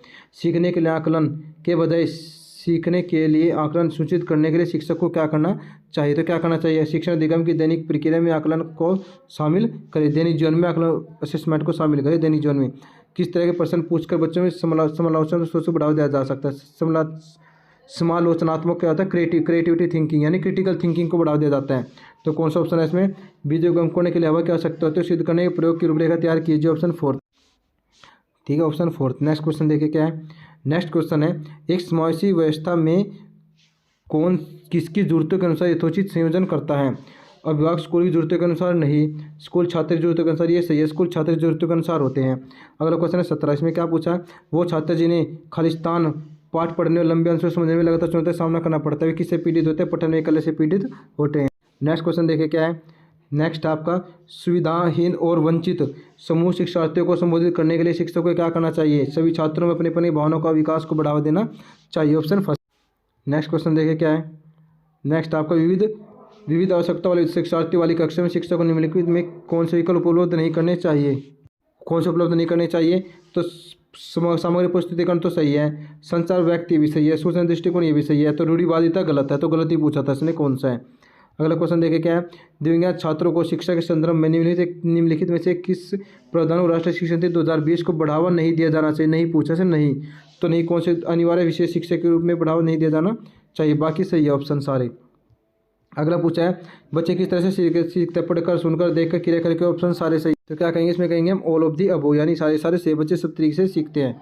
अगला क्वेश्चन है कि क्या कि यह महत्वपूर्ण है कि विद्यार्थियों को अपने स्वयं के आधार पर अधिगम पर कुछ नियंत्रण करने की अनुमति दी जाए, बिल्कुल सही बात है। अगला क्या है, अपने अधिगम पर नियंत्रण रखने से विद्यार्थियों को निर्णय लेने में मदद मिलती है कि क्या सीखना और कैसे सीखना, तो दोनों सही है, इसकी व्याख्या करते ऑप्शन फर्स्ट। नेक्स्ट क्वेश्चन देखिए 23 क्या कहते हैं, शिक्षक को उन गतिविधियों को बढ़ावा देना चाहिए जो खालिस्तान हो, जो क्या हो सांस्कृतिक रूप से उपयुक्त होते उन्हें बढ़ावा देना चाहिए। नेक्स्ट देखिए क्या है, एक शिक्षक को ऐसी गतिविधियों की रूपरेखा तैयार करनी चाहिए जो खालिस्तान को बढ़ावा देती हो। किसे बढ़ावा देती हो, अपसारी चिंतन, अपसारी होता है अनेक दिशाओं में सोचना, इस चीज़ को बढ़ावा देना चाहिए शिक्षक को। अगला क्वेश्चन क्या 25, समाकलन सिद्धांतों के अनुसार सीखना प्राथमिक रूप से क्या होता है, यांत्रिक है नहीं, व्यवहारवादी होता है नहीं, निष्क्रिय नहीं, तो सामाजिक प्रक्रिया होती है। अगला क्वेश्चन क्या है 26, इसमें पूछा गया है कि एक शिक्षक को छात्रों के बीच समस्या समाधान रणनीतियों के विकास की सुविधा प्रदान करनी चाहिए। समस्या समाधान की रणनीतियाँ अधिगम में सुधार करती है, दोनों बातें सही है ये, ठीक है। अगला क्वेश्चन देखिए क्या, अगला क्वेश्चन है 27, इसमें क्या कहा गया, छात्रों के बीच भ्रांति क्या होती है, क्यों महत्वपूर्ण होती है, क्योंकि ये क्या करती है, ये पहचानने में सहायता करती है कि कौन बच्चा कैसा है, और चीज़ों को पहचानने बच्चों को हेल्प मिलती है। छात्रों में भय का भाव होता है, क्यों होता है, क्योंकि अधिगम में काफ़ी सुधार करता है, नहीं, अधिगम के लिए हानिकारक है, हाँ ये सही है। छात्रों में अगर ज़्यादा डर पैदा कर देना तो क्या होता है, वो अधिगम के लिए हानिकारक हो सकता है, बच्चा अधिगम नहीं करेगा, उसका अधिगम रुक जाएगा। 29 में क्या कहा, निम्नलिखित में कौन सा विकल्प छात्रों को महारत हासिल करने हेतु सीखने के लिए प्रेरित करेगा। तो योग्यता की चाह, अगर चाहेंगे तभी तो सीख पाएंगे। लास्ट क्वेश्चन है शिफ्ट का। अर्थपूर्ण अधिगम को सुसाध्य करने के लिए एक शिक्षिका को क्या करना चाहिए? तो क्या करना चाहिए उसे? संप्रत्यों की समझ विकसित करें, यानी कंसेप्ट बनाए बच्चों के सामने। अब नेक्स्ट पेपर डिस्कस करते हैं। सोल्व करते हैं 6/1/2022 की शिफ्ट का पेपर। इसमें सीटीपी का फर्स्ट क्वेश्चन देखते हैं क्या था। इसमें था कि बच्चों के विकास का क्रम क्या होता है? बताओ क्या होता है? होता है सामान्य से विशिष्ट की ओर होता है या मूर्त से मूर्त की ओर होता है? तो कहता है सामान्य से विशिष्ट की ओर। बच्चा पहले सामान्य प्रतिक्रिया करता है। जैसे बच्चा क्या करेगा, पहले जोर जोर से पूरी बॉडी को हिलाकर रोता है, फिर चुपचाप रोता है, तो सामान्य से विशिष्ट की ओर होती है। अगला क्वेश्चन देखे क्या है। ये पूछा गया कि वह बच्चे जो उच्च आय वाले परिवार से हैं उन बच्चों से अपना दिन बहुत अलग बिताते हैं जो निम्न आय वाले परिवार से होते हैं। बच्चे की संकल्पना सार्वभौमिक नहीं है और बचपन में बहुत विविधता पाई जाती है। कथन क्या है? दोनों सही है, ये भी सही है, इसकी व्याख्या करता है, बिल्कुल सही है। नेक्स्ट क्वेश्चन देखे क्या है। एक बच्चा अपने हाथ से बॉल जैसी बड़ी चीज़ों पकड़ना सीखता है, फिर वह चिमटी द्वारा पकड़ कर इस्तेमाल कर मटर उठाना सीख जाता है। यह किसी सिद्धांत को दिखाता है। पहले क्या करता है, बड़े हाथ से बॉल को पकड़ता है, फिर एक चिमटी के द्वारा पकड़ना सीख जाता है मटर के दानों को। तो ये क्या दिखाता है? दिखाता है समीपस्थ दूरस्थ विकास, शिशगामी नहीं हो सकता, समस्या नहीं हो सकता, संरक्षण नहीं हो सकता। तो ऑप्शन सेकंड ही बचा। इलिमिनेट मेथड से कर सकते हैं ऐसे क्वेश्चन को। तो आप और कुछ समझ में ना आए, बच्चे अपने समाज के बारे में जानकारी, कौशल और मूल्य और रीतियाँ केवल अभिभावकों से सीखते हैं। केवल वो आ गया ना, तो केवल तो वर्ड गलत होता है। फिर क्या कहा नेक्स्ट में? केवल वर्ड क्या होता है? गलत। नेक्स्ट देखिए क्या बोला इसने। नेक्स्ट कहा कि बच्चों को समाजीकरण एक सरल एवं रेखीय प्रक्रिया, सरल प्रक्रिया नहीं होती है, नहीं रेखिक होती है, तो वर्तुलाकार होते हैं। तो दोनों क्या हो गए? गलत। Option fourth. नेक्स्ट देखिए क्या क्वेश्चन है। नेक्स्ट क्वेश्चन आपका कि किस वस्तु और किस अवस्था में बच्चे वस्तु स्थायित्व को समझ पाते हैं? ठीक है, परंतु यह समझ नहीं पाते कि परिवर्तनीय होता है। यानी कि कह देना कि 2+3 क्या होता है? 5। ये तो सही है, लेकिन 3+2 पूछ लिया तो बच्चों को पता नहीं होगा कि क्या होता है ये। ठीक है, तो ये क्या अपरिवर्तनीय बोलते हैं इसको। तो कौन सी अवस्था में होता है बच्चे का? ये होता है पूर्व संक्रियात्मक अवस्था में, जीन पियाजे के अनुसार है। अगला है पूर्व संक्रियात्मक अवस्था में बच्चों के लिए शिक्षक को क्या चाहिए? बच्चे के शिक्षक क्या होता है? मूल संसाधन बहुत सी दृश्य सामग्री प्रयोग करना चाहिए। बिल्कुल सही बात है, दृश्य सामग्री प्रयोग करना चाहिए। कि प्राइमरी लेवल के बच्चे हैं ना, तो उससे ज़्यादा बच्चों में इंटरेस्ट पैदा होगा। पाठ का सही उदाहरण क्या होता है? पाठ क्या होता है? पाठ होता है सहायता करना। क्या करना? सहायता करना। एक सहायता कैसी होती है? टेम्पोरेरी सहायता। टेम्पोरेरी यानी कुछ समय के लिए सहायता देना। तो क्या आता है? संकेत एवं इशारे देना। सही है, ये हो सकता है। सवाल का जवाब बता देना, ये तो पूरी हेल्प होगी ना। बहुत ही पुरस्कार, ये कुछ नहीं होता। अनुकूलन कुछ नहीं होता। तो क्या कहा? ये है संकेत एवं इशारे देना, ये हेल्प करेगा थोड़े समय के लिए। इसे बोलते हैं स्कोफोल्डिंग इंग्लिश में। देखिए लेवाइगोस्की का मानना था कि डैश सीखना केवल ज्ञान का अवशोषण है, नहीं। सीखने नाम के लिए होता है, नहीं। ज्ञान को शिक्षा निष्क्रिय, गलत। तो बच्चा क्या? फोर्थ ऑप्शन इलिमिनेट मेथड से भी हो जाएगा, तो पढ़ने की भी जरूरत नहीं है। अगला क्वेश्चन देखे क्या है। ये पूछा गया कि कोलबर्ग द्वारा नैतिक विकास के किस स्तर पर व्यक्ति याद रख देता है कि मानवाधिकार व न्याय सबसे जरूरी होता है, भले सामाजिक कानून के खिलाफ हो। ठीक है, तो ये तो लास्ट स्टेज में चले जाते हैं वे। ठीक है, तो कौन सी अवस्था होती है? आगे करते हुए दंड, तो पहली अवस्था है। ये भी पहली अवस्था, ये पहला चरण होता है, लेकिन 2 अवस्थाएं होती है इसमें, 2 चरण। ठीक है, ये सामाजिक अभिविन्यास ये भी नहीं होता। तो क्या होता है? सार्वभौमिक नैतिक सिद्धांत। ये नैतिक सिद्धांत होते हैं जो मोरल वैल्यू की बातें करते हैं। ठीक है, तो अगला देखिए क्या है। एक प्रगतिशील कक्षा में अधिगम कैसा होता है? प्रगतिशील क्या होगी? जब बच्चा खुद करके सीखता है। ठीक है, तो क्या होता है? सरल प्रक्रिया, नहीं। सामाजिक प्रक्रिया हो सकता है। थर्ड देखिए ऑप्शन, केवल औपचारिक, गलत। प्रतिबंधक, गलत। तो क्या बचा? सामाजिक प्रक्रिया है ये। प्रगतिशील कक्षा अधिगम कैसा होता है? प्रगतिशील होता है। नेक्स्ट क्वेश्चन, हार्वर्ड गार्डन के अनुसार निम्नलिखित में कौन सा कथन सही है? बुद्धिमत्ता पर पोषित विकसित नहीं किया जा सकता, गलत। हर व्यक्ति में विविध प्रकार की बुद्धिमत्ताएं होती है, हाँ ये सही है, कई प्रकार की बुद्धिमत्ताएं होती है। उपलब्ध बुद्धिमत्ता का सफल पैमाना नहीं, ये गलत है, दूसरा भी है। ठीक है, तो ऑप्शन क्या है? ऑप्शन सेकंड सही है इसका। ठीक है, नेक्स्ट देखिए क्या ऑप्शन, देखते हैं इसके क्वेश्चन के। 2020 की शिक्षा नीति थी जो पूरे देश के लिए प्राथमिक स्तर पर किस भाषा के निर्देश को प्रस्तावित करती है? तो किस भाषा को रखती है? वो रखती है मातृभाषा, घर की भाषा सबसे पहले सपोर्ट करती है वो, बाकी की बात करेगी बाद में। बैठने की व्यवस्था में लचीलापन और अधिगम कर्ताओं को समूह में कार्य करना कक्षा कक्ष की विशेषता है। कौन सी कक्षा कक्ष की विशेषता होती है? ये होती है सामाजिक संरचनावादी कक्षा कक्ष की। इसमें लचीलापन भी होता है और समूह में कार्य भी करता है बच्चा। वाइगोस्की ने भी ये बात बताई थी। किस प्रकार का शिक्षण शास्त्र एक शिक्षक को अपनी कक्षा में व्यक्तिगत भिन्नताओं को ध्यान में रखने में मदद करेगा? तो कौन सा? स्टैंडर्ड मानक, नहीं। पूरी तरह परीक्षा पर आधारित, ये भी गलत। पूरा पाठ्य पुस्तक पर आधारित, ये भी गलत। तो बचेगा सैलगन। सैलगन होता है साथ मिलकर कार्य करना, तो ये मुख्य रूप से हेल्प करेगा। अगला क्वेश्चन देखिए क्या है। अगला हमारा क्वेश्चन है 15 क्वेश्चन में, राष्ट्रीय शिक्षा नीति 2020 से क्वेश्चन है के अनुसार मूल्यांकन का उद्देश्य क्या होता है? बताओ क्या होता है? रटने की क्षमता, नहीं। पुनरुत्पादन, याद रखने की क्षमता, ये भी गलत। बच्चों सीखने की प्रक्रिया में मदद करना, ये सही है। थर्ड। और क्या पूछा? तुम मापदंड बनाना, ये भी गलत है। क्या बचा? ऑप्शन थर्ड ही बचा। देखिए अगला क्वेश्चन क्या है 16 में पूछा गया समावेशन का अर्थ क्या होता है। समावेशन मतलब होता है सबको एक साथ शिक्षा दी जाए, सभी विद्यार्थियों को उन्हीं सामाजिक पहचान से निरपेक्ष होकर अपनाना। ही सही बात है, बिना भेदभाव के बच्चों को अपनाया जाएगा, एक साथ शिक्षा दी जाएगी। क्वेश्चन 17 क्या कहता है विविध संस्कृति पृष्ठभूमि के विद्यार्थियों को सफलतापूर्वक सम्मिलित करने के लिए शिक्षक को निम्नलिखित में से किससे बचना चाहिए। ठीक, सही बच्चों को शामिल करना, तो किस चीज़ से बचना चाहिए शिक्षक को। हर विद्यार्थी को पहचाने, उसका सम्मान करे, ये तो सही बात है, बचने की बात पूछी इसने। पर बहुत्वशाली समूह के अनुभव को प्राथमिकता दे, ये गलत है। ठीक है, इस चीज़ को प्राथमिकता नहीं देनी चाहिए, सब समान होते हैं बच्चों के लिए, तो सेकंड गलत है। अगले देखिए क्या क्वेश्चन है जिस लक्ष्य का लक्ष्य का पढ़ने में दिक्कत हो रही है, तो क्या पढ़ना लक्ष्य होता है, पढ़ने में दिक्कत, लक्ष्य पढ़ने में दिक्कत हो रही है, इसे लक्ष्य साबुन नहीं पहचान पा रहा। ठीक है, निम्नलिखित में कौन सा अभ्यास अधिगम अक्षमता वाले विद्यार्थियों को समावेशन सुनिश्चित करने में प्रभावी होगा। कौन से अधिगम अक्षमता, जो अधिगम अक्षमता है जिसे अधिगम करने में दिक्कत होती है, किस प्रकार से प्रभावी होगा। केवल निश्चित विधि का उपयोग करे नहीं, कमी को माने नहीं, हम बहुत लंबे क्यों देंगे कार्य, जब बच्चों को दिक्कत है तो सूचना प्राप्त करने के लिए कई विकल्प प्राप्त करें। जो अधिगम है क्षमता है, बच्चों को पढ़ने में दिक्कत होती है तो क्या करें, कई प्रकार के विकल्प ढूंढेंगे हम, किस प्रकार से बच्चों को पढ़ाया जाना है, अलग अलग विकल्प ढूंढने पड़ेंगे हमें। प्रतिभावान विद्यार्थी कौन सा होता है, टैलेंटेड विद्यार्थी जिसे बोलते हैं, वो गॉड गिफ्टेड होता है एक तो। ठीक है, एक तो होता है गॉड गिफ्टेड। तो देखिए जानकारी जल्दी और सही तरीके से अवशोषित करना, बिल्कुल सही बात है। प्रतिभावान टैलेंटेड व्यक्ति यही करेगा, टैलेंटेड बच्चा है जो। देखिए अगला क्या है, एक शिक्षक को अपने विद्यार्थियों को किस प्रश्न का उत्तर देने के लिए सहज अनुमान लगाने के लिए खालिस्तान करना चाहिए, तो क्या करना चाहिए, अनदेखा, दंडित, अवरुद्ध या फिर प्रोत्साहित करना चाहिए उत्तर देने के लिए।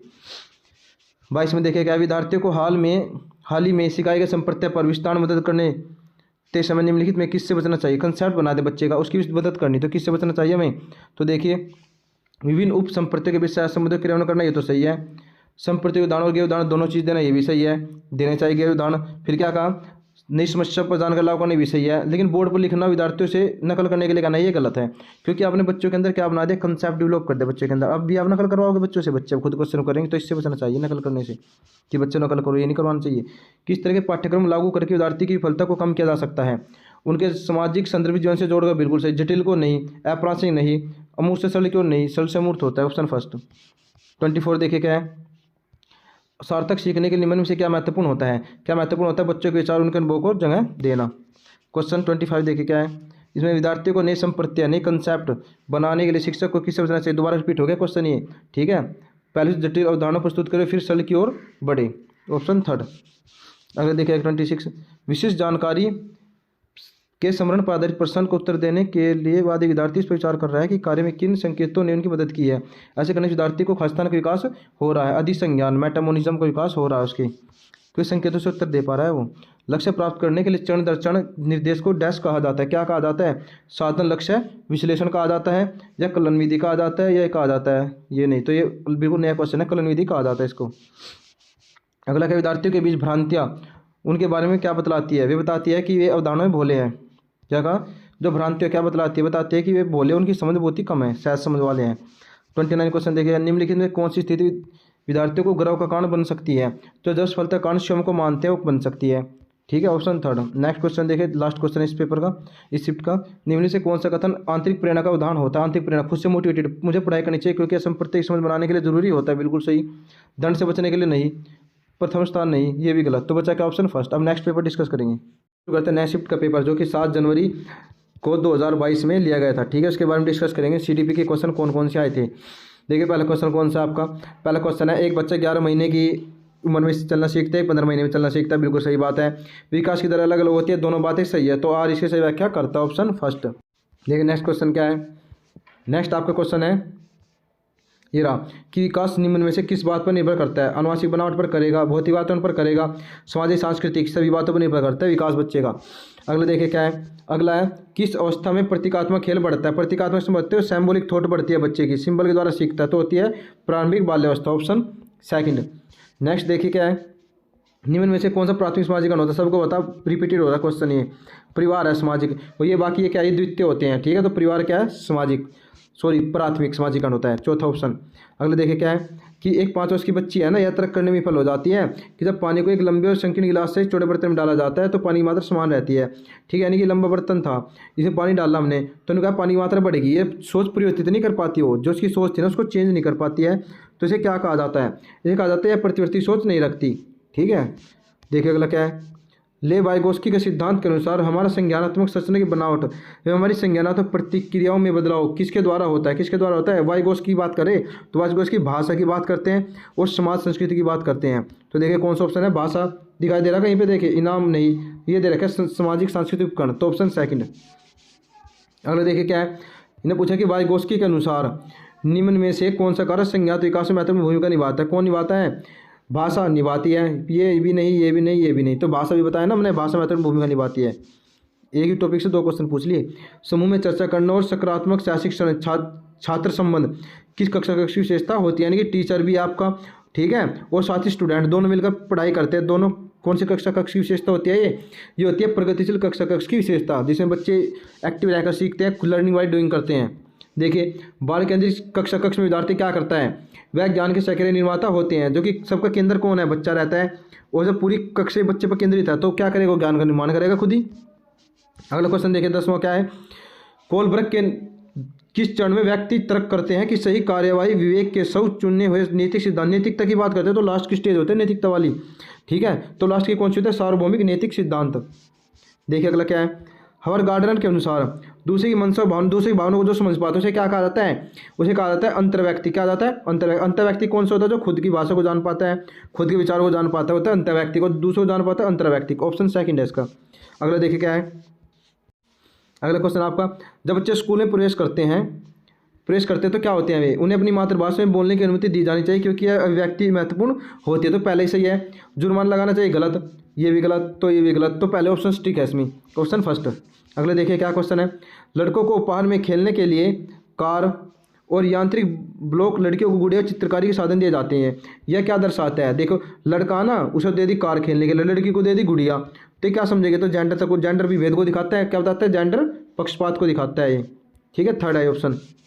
अगले देखिए क्या है, एक शिक्षिका को बच्चों के अपने आप से बात करने व्यक्तिगत वाक्य को क्या प्रतिक्रिया देनी चाहिए। बच्चे खुद से बातें करते हैं तो क्या करना चाहिए, उसे प्रोत्साहित करना चाहिए क्योंकि इससे स्वनियमन सुसाधित होता है, बच्चे खुद को नियमित करना सीख जाते हैं, ऑप्शन थर्ड राइट है। अगले देखिए क्या कहता है, निम्नलिखित में से कौन सा कथन सवाल पूछने के संदर्भ में सही नहीं है, नहीं पूछा है ना कि कौन सा सही नहीं है। विद्यार्थियों प्रश्न के उत्तर पूछने का मुख्य उद्देश्य इनका परीक्षण करना होता है, ये गलत है, परीक्षण नहीं करेंगे बच्चों को। विश्लेषण प्रश्न पूछने से विद्यार्थियों के चिंतन बढ़ते तो सही है, ये भी सही है, और ये चिंतन कौशल बढ़ता है, ये भी सही है, तो गलत पूछा तो फर्स्ट ही गलत है। देखिए अगला क्या है, अगला क्वेश्चन है कि समावेशी शिक्षा में निम्न में से कौन सहायक है। समावेशी शिक्षा में कौन सहायक होता है, प्रतिस्पर्धा नहीं, लचीला पाठ्यक्रम और अन्य स्कूल कैलेंडर, ये सही है, लचीला पाठ्यक्रम जरूरी होता है, ठीक है, लेकिन इसे एक दे दिया एनएमए कैलेंडर, एनएमए होता है मतलब कोई रूटीन ही नहीं है स्कूल के अंदर, तो इसकी वजह से ऑप्शन गलत हो गया। विद्यार्थियों की आवश्यकता के अनुसार उचित आवास, ये सही है, शिक्षक ये भी गलत है, समझ गए ना, समावेशी शिक्षा होती है, सबको एक ही कक्षा में शिक्षा दी जाएगी। तो देखो प्रतिस्पर्धी भावना नहीं करने के हम, ये सही था यहाँ तक, लेकिन इसकी वजह से गलत हो गया, ऑप्शन सेकंड। और थर्ड में क्या है, उचित आवास विद्यार्थी की आवश्यकता के अनुसार, ये तो सही था, लेकिन सख्त शिक्षक ये गलत है, तो इस पता लग गया ना क्यों इलिमिनेट हुए ऑप्शन बाकी।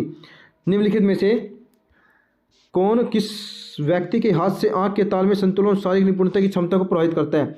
कौन सा है जो व्यक्ति की आंख और शारीरिक क्षमता को संतुलित करता है, तो कौन सा है, गुण वैकल्य, गुणा में तो गुणा करनी सीखो, क्या तो मैथ से संबंधित होता है। पठन वैकल्य, ये भी नहीं होगा, ठीक है, भाषा वैकल्य, ये भी नहीं होगा, तो क्या गति समन्वय वैकल्य। गति समन्वय वैकल्य मतलब है कि वो जब आपका शरीर भी अच्छे से काम करना चाहिए और आपकी आंखें भी, ठीक है, आपके हाथ भी, तो ऑप्शन फोर्थ। अगले देखिए क्या है, उन विद्यार्थियों के सफल समावेशन के लिए जिन्हें दृष्टिबाधिता है, एक शिक्षक को क्या करना चाहिए, वे आंखों से देख नहीं पाते बच्चे, तो उनके लिए शिक्षक को क्या करना चाहिए बताओ। आसपास की चित्ररूपित सामग्री में मौखिक स्पष्टीकरण जोड़े, सही है, क्योंकि जैसे सुनाई देगा बच्चों को सीख जाएंगे। हस्तलिखित क्या करेंगे, हस्तलिखित उन्हें दिखाई नहीं देता, केवल ब्लैक बोर्ड का प्रयोग, ये भी गलत है। स्कूल के अलग अलग संकाय में दाखिला दे, नहीं ऐसा नहीं है, अलग अलग फील्ड में दाखिला देंगे, तो क्या करेंगे, उन्हें स्पष्टीकरण देंगे और आवाज़ वाले चित्र प्रस्तुत करेंगे, ऐसे चित्र जो आवाज़ निकालते से सीख जाएंगे वे कि कौन से पक्ष का क्या नाम है। जनजातीय समुदाय के विद्यार्थियों के सफल समावेश के लिए शिक्षिका को निम्न में से किससे बचना चाहिए। देखो बचना पूछा, किससे बचना चाहिए, उनके दैनिक जीवन और प्रेस उदाहरण देकर शामिल करें तो सही है। समाज सांस्कृतिक महत्व दे, ये भी सही है। गीतों को शामिल करें, ये भी सही है। लेकिन जब पूछा किससे बचना चाहिए, तो इस चीज़ से बचना चाहिए कि संप्रत्यों को पढ़ाना जो जीवन के लिए अप्रासंगिक है या अप्रासंगिक जो महत्वपूर्ण नहीं है जीवन के लिए, उन्हें पढ़ा के क्या करोगे भाई, जीवन से संबंधित शिक्षा देनी चाहिए। गांधी जी की नीति है तालीम शिक्षा, पढ़ी होगी बीएड या बीटीसी में आपने। देखिए निम्नलिखित में कौन से विकल्प दी गई दिव्यांगता और संबंधित विद्यार्थियों के समावेशन हेतु यथोचित संयोजन रणनीति का सही तरीका होता है। जो दिव्यांग विद्यार्थी है उनके लिए कौन सा सही तरीका है, इन्हें कहा कि लंबी अवधि की फिल्में दिखाई जाए, सिर्फ फिल्में दिखाओगे और कुछ नहीं बताने का उनको। संलीनता, जितना हो सके एक ही समय सारणी दिनचर्या देना, ठीक है। पठन वैकल्य, जटिल जटिल उत्तर देगा बच्चा क्या सीखेगा। फिर क्या बात है, मूल्यांकन केवल मौखिक रूप नहीं बताएंगे। तो देखो जो था ना, देखो फर्स्ट था, थर्ड था, फोर्थ एलिमिनेट हो गए, तो बच्चा क्या संलीनता, संलीनता नहीं खुद से बातें करना ताकि वो खुद को नियोजित कर सके, इस चीज़ को बढ़ावा देंगे संलीनता को। अगला देखिए क्या है, अगला कहा गया है कि शिक्षक को निर्णय लेने में विद्यार्थी को शामिल करना चाहिए, कक्षा में सक्रिय भागीदारी को प्रोत्साहित करता है, बिल्कुल सही बात है। तो अधिगम शिक्षक द्वारा विद्यार्थी को सीधे स्थानांतरित किया जा सकता है, नहीं सीधे स्थानांतरित थोड़ी करेंगे, पहला सही है, इसकी व्याख्या नहीं कर पाता ये, ठीक है। देखिए ये तो सही है लेकिन आर गलत है पूरी तरीके से, क्या उससे थोड़ी अधिगम होगा, सब चीज़ों से अधिगम होता है, खेलकूद से भी। विद्यार्थी निम्न में से किसे नए ज्ञान के निर्माण का आधार बनाते हैं, किस चीज़ को बनाते हैं ज्ञान का आधार, जो उनके द्वारा पहले ही समझा और माना जाता है, बिल्कुल सही है। अस्पष्ट होता है गलत, अपरिचित होता है गलत, जो वर्तमान संज्ञान स्तर से बहुत अलग होता है, उनके सोच कुछ हो रहा है और मान लो है तो वे 1 से 5th क्लास में शांति तक कोस तक पढ़ा रहे हैं, उनको समझ में नहीं आने का, तो उनकी सोच से परे हो जाएगा। तो ऑप्शन फर्स्ट जो उनके ज्ञान से संबंधित होगा। देखिए अगला, सीखने के सामाजिक संदर्भ के संबंध में निम्नलिखित में कौन सा कथन सही नहीं है, तो कौन सा सही नहीं है, ये होता है क्या का सही नहीं पूछा, ये तो सही है। अंतःक्रिया, सीखने का सभी कार्य व्यक्ति दोनों के दिमाग में किया जाता है, ये भी सही है, ठीक है, हो सकता है ये भी सही। विद्यार्थी स्कूल में अपनी सामाजिक संस्कृति से समझ लेकर आते हैं, बिल्कुल सही है। एक दूसरे से सहायता करते हैं, ये भी सही है। तो देखो ये है ना कि सभी कार्य, सारे कार्य थोड़ी करेंगे दिमाग से, भाई मान लो हाथ से लिखने का कार्य है, दिमाग से कैसे करोगे वो, ठीक है। तो ऑप्शन सेकंड गलत है इसमें। देखिए निम्न में से कौन सा कार्य विद्यार्थियों की असफलता के लिए जिम्मेदार होता है, असंदर्भित पाठ्यक्रम, ये तो होता है। विषय वस्तु प्रस्तुत करने की विधिगत तरीका, ये तो सही है, यानी कि ये गलत है पहले ही, ऑप्शन फर्स्ट। देखिए अगला क्या है, प्रभावी अधिगम के लिए शिक्षार्थी की खालिस्तान की भागीदारी की आवश्यकता होती है, तो सक्रिय भागीदारी यानी कैसा होना चाहिए, बच्चा होना चाहिए एक्टिव। जब बच्चा उदासीन बैठा रहेगा क्लास में तो क्या सीख पाएगा, कुछ नहीं सीख पाने का। अगला देखिए क्या 26, अधिसंज्ञानात्मक कौशल क्या होता है, इसका मतलब होता है चिंतन और अधिगम को नियमित करते हैं, सही है। प्रभावित नहीं करते, गलत। रटने पर आधारित, गलत। विकास की दर को दर्शाते, ये भी गलत है। तो क्या होता है, वो चिंतन और अधिगम से संबंधित होता है। अगला देखो, त्रुटियों के बारे में निम्नलिखित में कौन सा कथन सही है, त्रुटि यानी गलतियों के बारे में कौन सा कथन सही होता है। त्रुटियों पर चर्चा विश्लेषण द्वारा उन्हें अर्थपूर्ण अधिगम में बदला जा सकता है, बात सही है। मानो हमने बच्चों को बता दिया कि आपने ना ये गलत बनाया ऐसे, इस तरीके से जो भी आपने लिखा था, काम लिखा तो आपने गलत लिखा, मान लो उसने ऐसे कर दिया तो गलत हो गया, उन्होंने कहा कि हम इसे हटा देंगे, तो क्या करे बच्चा त्रुटि से सीखेगा। 28 देखिए क्या है, इसने पूछा अधिगम और सूचना संप्रस्करण एवं संवेगों और प्रवृत्ति का संबंध किस प्रकार का होता है, किस प्रकार का होता है। देखिए अधिगम और सूचना प्रसंस्करण संवेगों से काफ़ी हद तक प्रभावित होते हैं, कोई संबंध नहीं होता, गलत। पूरी तरफ नकारात्मक गलत, सकारात्मक सिर्फ गलत, तो दोनों तरीके का होता है, पहला काफ़ी हद तक प्रभावित होते हैं। अगर देखिए क्या है, एक विद्यार्थी कुछ संप्रत्यय कंसेप्ट के बारे में अपनी जिज्ञासा को संतुष्ट करने के लिए किताबें पढ़ रहा है, किस तरह के लक्ष्य का उदाहरण होता है वो बताओ। महारत हासिल करने की दिशा में उन्मुख लक्ष्य है, यानी वो क्या कर रही है, अपनी जिज्ञासा संतुष्ट कर रही कि ये 2+2+2 5 हुआ तो कैसे हुआ, संतुष्ट कर रही है उसको, ठीक है। ये मैथ में प्रूफ हो जाता है 2+2 5, तो ऑप्शन फर्स्ट। देखिए राष्ट्रीय शिक्षा नीति 2020 का केंद्र बिंदु क्या होता है, बताओ। कठोर पाठ्यक्रम नहीं, बहुभाषिकता और समग्र सामग्री, ये सही है, ऑप्शन सेकंड। हम नेक्स्ट पेपर डिस्कस करते हैं नेक्स्ट शिफ्ट का पेपर, जो कि हमारा 8 जनवरी 2022 को लिया गया था, ठीक है। देखिए सारे क्वेश्चन करेंगे हम CDP के, और बहुत ही इंपॉर्टेंट है, रिपीटेड हो जाते हैं डायरेक्ट क्वेश्चन। देख क्या पूछा, पहला क्वेश्चन क्या, पहला क्वेश्चन है विकास परिवर्तन होता है, किसका परिवर्तन होता है, वंशानुगत कारक और पर्यावरण, यानी दोनों का, एक तो वंशानुगत और एक पर्यावरण, दोनों का कारक होता है। फिर पूछा अगला, डैश स्थूल गत्यात्मक चालन कौशल का उदाहरण, जबकि डैश सूक्ष्म गत्या। स्थूल तो क्या होता है जब बड़ी कोशिका का यूज करेंगे, और सूक्ष्म क्या आता है जब छोटी कोशिका का यूज करेंगे हम। तो देखो बड़ी कोशिका किस में यूज हो रहा है, भागना क्या बड़ी कोशिका, चित्र बनाना छोटी कोशिका, तो ऑप्शन फर्स्ट ही सही है।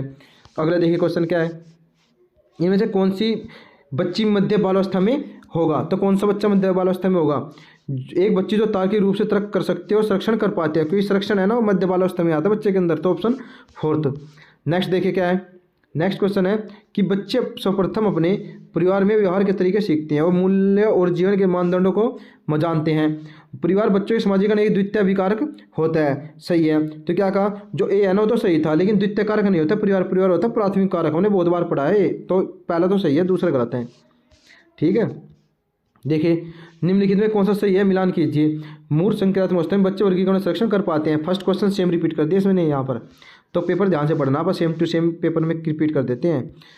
पियाजे संज्ञानात्मक विकास के सिद्धांत के अनुसार स्वयं व पर्यावरण के बीच संतुलन की खोज की प्रक्रिया क्या कहलाती है, साम्यकरण कहलाते हैं, कि संतुलित कर पाता है बच्चा, तो समन्वयकरण कहलाएगा वो। अगला देखिए क्या है, निम्नलिखित में कौन सा कथन ले वाइगोस्की के बच्चों के विचार को सही क्रम से सही प्रकार से दर्शाता है? वाइगोस्की ने सुझाव दिया कि बच्चे में बहुत सी क्षमताएं होती है जिन्हें वे कार्य शामिल होते हैं जिन्हें बच्चे सहायता के साथ कर सकते हैं। सहायता के साथ बताया था ना मैंने, उसको फोल्डिंग होता है, बच्चों को सहायता तो थोड़ी सी बच्चा खुद कार्य कर देता है, तो पहला ऑप्शन सही है। नेक्स्ट देखिए क्या है। नेक्स्ट क्वेश्चन आपका, एक शिक्षिका किस संरचना का इस्तेमाल करती है जब वह एक बच्ची को जिगसा पहेली बनाने में मदद करती है? जिग जैग होता है, ये जिग जैग पहेली है ना, इसको सोल्व करने में मदद करती है। तो किस इशारे संकेतों से समझाते हैं, तो क्या कहा जाता है? उसे कहा जाता है थोड़े समय के लिए हेल्प करना। क्या करना? थोड़े समय के लिए हेल्प करने से कहा जाता है इसको फोल्डिंग। अभी तो जिक्र कर रहे थे हम पिछले क्वेश्चन में, उसे हिंदी में पाढ़े मचान कहा जाता है। Option second. अगला देखिए, एक बाल केंद्रित कक्षा व्यक्तित्ववादी होती है, कठोर सचनित पाठ्यक्रम का अनुसरण करती है।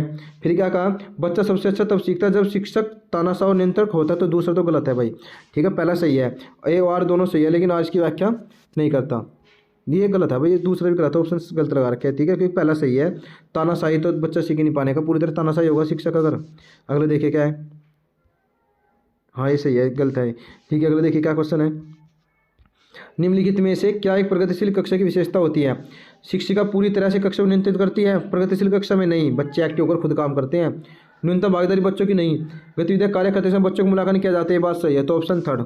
अगले देखिए क्या है, इन्हें कहा कि अमृत है ना, अमृत तर्क देता है कि हम कानूनों को बदल सकते हैं यदि वो समाज की जरूरतों पूरा नहीं करते, लेकिन यह आपसी सहमति और लोकतांत्रिक प्रक्रिया के माध्यम से किया जाना चाहिए।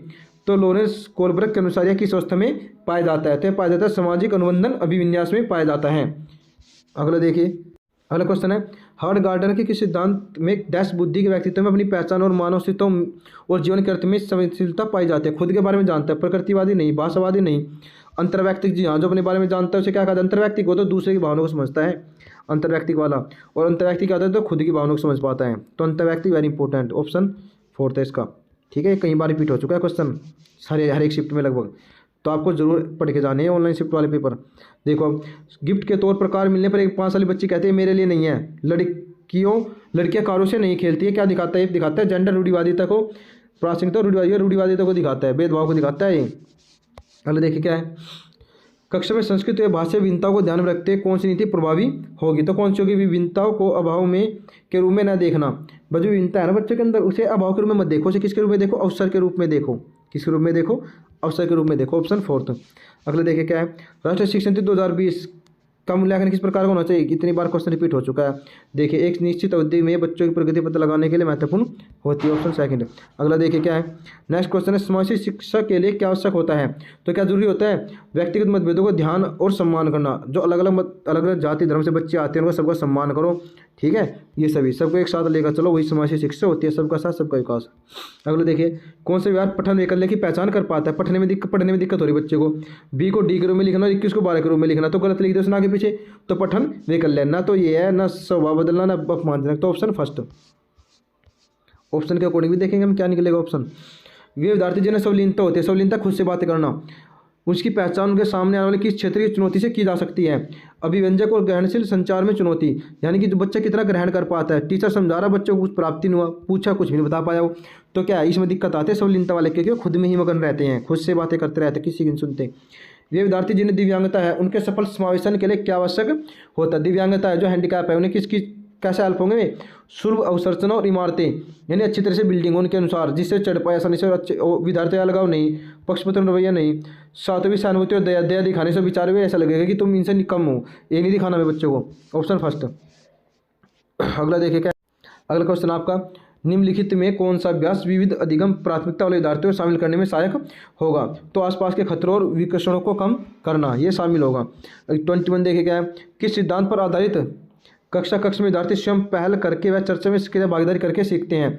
तो किसमें सीखते हैं? सामाजिक सचनावादी कक्षा में सीखते हैं। अगला देखिए क्या क्वेश्चन है, अगला क्वेश्चन है, सार्थक अधिगम कैसा होता है? मुख्य रूप से ज्ञान को ज्यों का त्यों उत्पन्न करता है, तब होता है जब इस वस्तु को गैर संदर्भित किया जाता है, या तब होता है जब इसके रूप से विद्यार्थी अधिगम नियंत्रित कर पाते हैं। सार्थक अधिगम ये होता है जब बच्चे खुद कर पाते हैं, खुद सीख पाते हैं, ये नियंत्रित हो गया, इसकी वजह से गलत हो जाएगा। विश्लेषण समालोचनात्मक समस्या समाधान की प्रक्रिया शामिल होती है, ऑप्शन फोर्थ। अगले देखिए क्या क्वेश्चन है, राष्ट्रीय शिक्षा नीति 2020 किसकी वकालत नहीं करती है?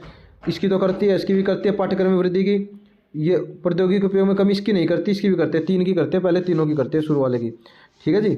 तो देखिए अगला क्या क्वेश्चन, अगला क्वेश्चन है निम्नलिखित में से कौन सा युग्म प्रतिक्रिया और लक्ष्य अभिविन्यास का सही मिलाप है। तो कौन सा है, किसी विशेष रुचि के क्षेत्र में क्षमता के सुधार के लिए कार्य करना, महारत हासिल करने की दिशा में उन्मुख लक्ष्य होता है। मान लो हमें किस सब्जेक्ट में महारत हासिल करनी, तो हम क्या करेंगे, उस सब्जेक्ट को बार बार पढ़ते रहेंगे, यह अभिविन्यास है।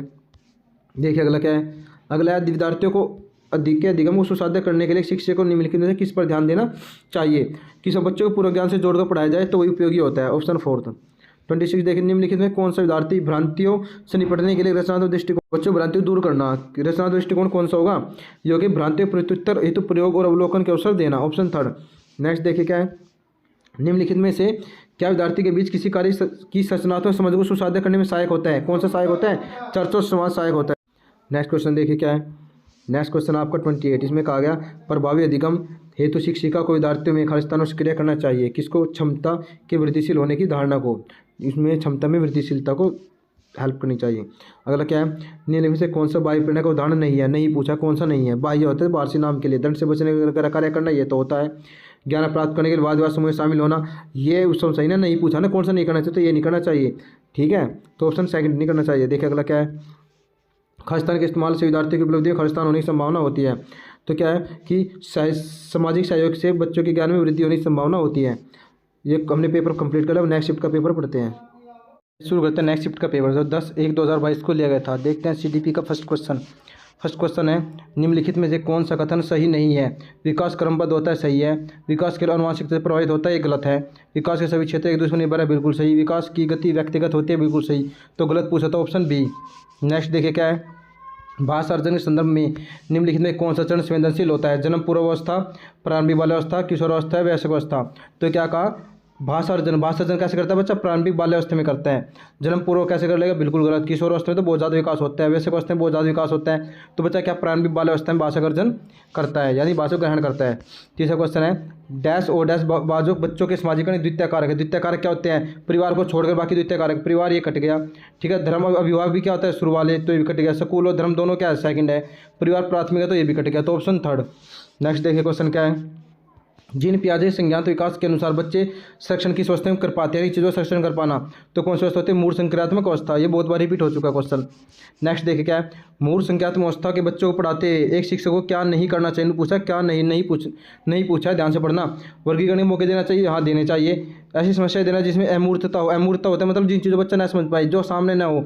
बच्चा 1 से 5th क्लास में है तो बच्चा उन चीज़ों को समझ पाए जो सामने होती है, ये भी सही, ये भी सही। तो गलत पूछा, तो ऑप्शन 2। नेक्स्ट शिफ्ट का देखिए क्वेश्चन क्या है, नेक्स्ट क्वेश्चन आपका 4 से 5 साल की उम्र के बच्चे अक्सर अपने आपसे बातचीत करते हैं। ले बाई गोश के अनुसार यह वाक्य कैसा होता है, जो खुद से बात करना क्या कहलाता है। आत्म केंद्रित दर्शाना, विकास में बाधा, इसमें बाधा नहीं डालता, तो क्या कहलाता है, वो कहलाता है अपनी सोच में नियमित करने में मदद करते हैं। तो ऑप्शन 4। 7वां क्वेश्चन है निम्न में किसने जोर दिया कि व्यक्तिगत विकास को सामाजिक और सांस्कृतिक संदर्भों में के बिना नहीं समझा जा सकता। नहीं पूछा, किसने कहा था, ये कहा था वाइगोस्की ने। किसने, वाइगोस्की ने। अगला देखिए क्या है, अगला क्वेश्चन है लॉरेंस कोलब्रग के नैतिक विकास किस स्तर पर व्यक्ति याद रख देता है कि केवल समाज ही तय कर सकता है कि क्या सही है क्या गलत। समाज की बात कब करता है, ये तो पहला ये है, ये भी पहले ही चरण है। तो कौन से क्रम में करता है, इसमें क्या है, आधिकारिकता और सामाजिक क्रम व्यवस्था है, ऑप्शन 3। नेक्स्ट देखिए क्या है, नेक्स्ट है निम्नलिखित में कौन सी व्याख्या हावर्ड गार्डन द्वारा प्रतिपादित तार्किक गणितीय बुद्धि का उल्लेख करती है, यानी तार्किक गणित बुद्धि को दिखाती है। मानव अस्तित्व के मामले पर सोचने का संवेदनशीलता नहीं। ध्वनि ताल की नहीं, ध्वनि वाली थोड़ी है ये। फिर क्या पूछा, पैटर्न बनाना नहीं, तो क्या पूछा, समस्या को तर्कपूर्ण ढंग से विश्लेषण करना और ज्ञान दृष्टि से सोचने की क्षमता, ऑप्शन 4। नेक्स्ट देखिए क्या है, ये प्रगतिशील कक्षा में अधिगम कैसा होता है, बताइए कैसा होता है। अतः क्रिया संवाद द्वारा होता है, बिल्कुल सही। शिक्षकों द्वारा होता है, केवल नहीं। निष्क्रिय गलत। और जिम्मेदारी शिक्षकों की कोई भूमिका नहीं होती, ये भी गलत है। तो ऑप्शन क्या बचे, फर्स्ट। नेक्स्ट देखिए नेक्स्ट क्वेश्चन क्या है, गणित के शिक्षकों को लड़कियों से कक्षा में बहुत कम अपेक्षा रखनी चाहिए। ये तो गलत बात है भाई, दोनों से बराबर अपेक्षा रखनी चाहिए, बॉयज़ हो गर्ल्स हो। लड़कियों में गणित की समझने की अनुवांशिकता कम क्षमता नहीं होती है, वे गलत है, विचार नहीं रखना चाहिए। तो दोनों क्या है, गलत है, ठीक है। तो ऑप्शन क्या है इसका, 4 की ए और दोनों गलत हैं। अगला क्वेश्चन देखिए क्या है, भारत के भाषिक संदर्भ में राष्ट्रीय शिक्षा नीति 2020 किस पर बल देती है, बहुभाषिता पर बल देती है। रिपीटेड क्वेश्चन है ये तो, सेम टू सेम ऐसे ही बहुत बार आ चुका पिछली शिफ्ट में। मूल्यांकन का उद्देश्य क्या होता है, असफलता का डर पैदा करना, गलत। शर्मिंदा करना, ये भी गलत। अधिगमकर्ताओं को प्रदर्शन के एक दूसरे तुलना करना, तुलना नहीं करना, ये भी गलत होता है। तुलना नहीं करेगा तो क्या करेगा, मदद करने में सहायता करेगा, नहीं खोज करेगा, ऑप्शन 4। नेक्स्ट देखिए क्या है, निम्नलिखित में कौन सा प्रश्न समालोचनात्मक चिंतन, ये होता है क्रिटिकल थिंकिंग। क्या होता है क्रिटिकल थिंकिंग, यानी सब दिशाओं से सोचना। तो क्या करेगा इसमें बताइए, सौर प्रणाली का आरेख बनाना, तो आराम से बना दे बच्चे, इसमें क्या सोच है, इस गुणा करना आराम से कर देगा। शिक्षक अधिकार देने में किस पक्षपात के रट्टा मार लेगा इसका भी। लेकिन क्या कहा, जिसमें क्रिटिकल थिंकिंग ज़्यादा सोचना पड़े, शहरीकरण वैश्वीकरण के विभिन्न सामाजिक आर्थिक स्तर के लोगों पर अलग अलग प्रकार प्रभाव को विश्लेषण करे। बच्चा सोचेगा कि शहर के लोग क्या करते हैं, वैश्वीकरण वाले लोग क्या करते हैं, ये इनके बारे में फिर नई नई बातें सोचेगा, ज़्यादा सोचना पड़ेगा। तो क्रिटिकल थिंकिंग आती है 4th में। देखिए क्या 15 क्वेश्चन इसमें पूछा, इसमें आपको क्वेश्चन पूछा गया है कि अधिगमकर्ताओं की व्यक्तिगत विभिन्नता को ध्यान में रखने के लिए विशेष शिक्षक को क्या करना चाहिए। अधिगमकर्ताओं की व्यक्तिगत विभिन्नता, अलग अलग विभिन्नता होती है बच्चों के अंदर, तो क्या करना चाहिए, अधिगमकर्ताओं के पूर्व अनुभव को शामिल कर उनका संचय करना चाहिए। यानी जो अधिगम करता है ना, उनके पूर्व जो पहला अनुभव उन्होंने क्या ज्ञान प्राप्त किया, उससे आधार बनाकर तब आगे शुरू करें क्लास को। Option second. देखिए अगला क्या है, अगला क्वेश्चन है कि एक समावेशी कक्षा में क्या होता है बताइए। विद्यार्थी निष्क्रियता प्राप्त करते हैं, नहीं। समतापूर्ण तरीके से बढ़ते और विकसित होते रहते हैं, सही बात है। भेदभाव किया जाता है, नहीं। ये बाधा दूर करते हैं केवल, नहीं, गलत। तो क्या बचा, ऑप्शन सेकंड। अगला देखिए क्या है, 70 में क्या कहा कि आर्थिक रूप से कमजोर वर्ग, क्या कहा कि आर्थिक रूप से कमजोर वर्ग के विद्यार्थी की शिक्षा के संबंध में शिक्षक अधिकार 2009 के खंड 12 द्वारा निम्नलिखित में किसकी सिफारिश की गई है। ये RT 2009 से क्वेश्चन है, किसकी सिफारिश की गई है, निजी विद्यालयों के आरक्षण की सिफारिश की गई है। ये तो आपको याद ही करने पड़ेंगे, इसकी कोई ट्रिक नहीं है। देखिए क्या है कि निम्नलिखित में कौन सा अधिगम अक्षमता, गणित से संबंधित क्या होता है, कैलकुलेशन किस में आएगा, देखो डिसकैलकुलिया तो है इसमें, ये आएगा इसमें, ऑप्शन फर्स्ट। अगला देखिए क्वेश्चन क्या है, अगला क्वेश्चन है कि विविध शिक्षण आवश्यकताओं वाले विद्यार्थियों को शामिल करने के लिए निम्न में से किसकी आवश्यकता होती है। तो लचीला पाठ्यक्रम की आवश्यकता होती है। नेक्स्ट देखिए, नेक्स्ट क्वेश्चन है कि प्रगतिशील विद्यार्थी की आवश्यकताओं को पूरा करने के लिए निम्नलिखित में कौन सी एक प्रभावी रणनीति होती है। उनसे सरल आसान प्रश्न पूछे, नहीं। प्रगतिशील विद्यार्थी है, पहले खुद ही एक्टिव होता है, बच्चा बहुत ज़्यादा ज्ञान प्राप्त है बच्चे को, तो उन्हें चुनौतीपूर्ण और उच्च क्रम के कार्य सौंपे जाएँ। तो ऑप्शन सेकंड। देखिए अगला क्वेश्चन क्या है, विद्यार्थियों में अधिगम को सुसाध्य करते समय शिक्षक को निम्नलिखित में किस रणनीति से बचना चाहिए। बचना पूछा है, ठीक है, किससे बचना चाहिए, तो निष्क्रिय नकल से। यानी बच्चों को कहा कि नकल करते रहो, बस बच्चे टेपते रहे, बच्चे ने ना कोई क्वेश्चन पूछा ना कुछ समझा, तो ये क्या निष्क्रिय नकल, इनसे बचना चाहिए टीचर को अगर बच्चों को सिखाना है तो। अर्थपूर्ण अधिगम को सुसाध्य करने हेतु सूचना प्रसंस्करण का निम्नलिखित में कौन सा तत्व सहायक होता है। तो कौन सा विस्तार, यानी उसको क्या करें, बच्चों को पूरी डिटेल बता दो चैप्टर के बारे में, तो क्या बच्चा ज़्यादा सीख पाएगा, अर्थपूर्ण अधिगम होगा। अगला क्वेश्चन देखिए क्या है, एक नया विषय पढ़ाना शुरू करने से पहले एक शिक्षक के लिए यह जानना महत्वपूर्ण हो जाता है कि बच्चा पहले से क्या जानता है। बिल्कुल सही। सामान्य भ्रांति ये विषय है, विषय दूर करने पूर्व उपचार ये विषय है, विद्यार्थी पसंदीदा अधिगम शैली, ये सारी चीज़ें अच्छी है, ये सारी चीज़ें पता होनी चाहिए, तो बच्चे का अधिगम सही हो पाएगा। अगला क्वेश्चन देखिए क्या है, सीखने के लिए सचनात्मक उपागम के द्वारा निम्नलिखित में किसे बढ़ावा दिया जाता है। तो किसे दिया जाता है, पूछताछ पर आधारित शिक्षा, इसको बढ़ावा दिया जाता है। नेक्स्ट देखिए क्या है, नेक्स्ट क्वेश्चन आपके, एक शिक्षिका विद्यार्थियों से उनकी स्वयं की चिंता प्रतिक्रिया के बारे में सोचने के लिए कह रही है।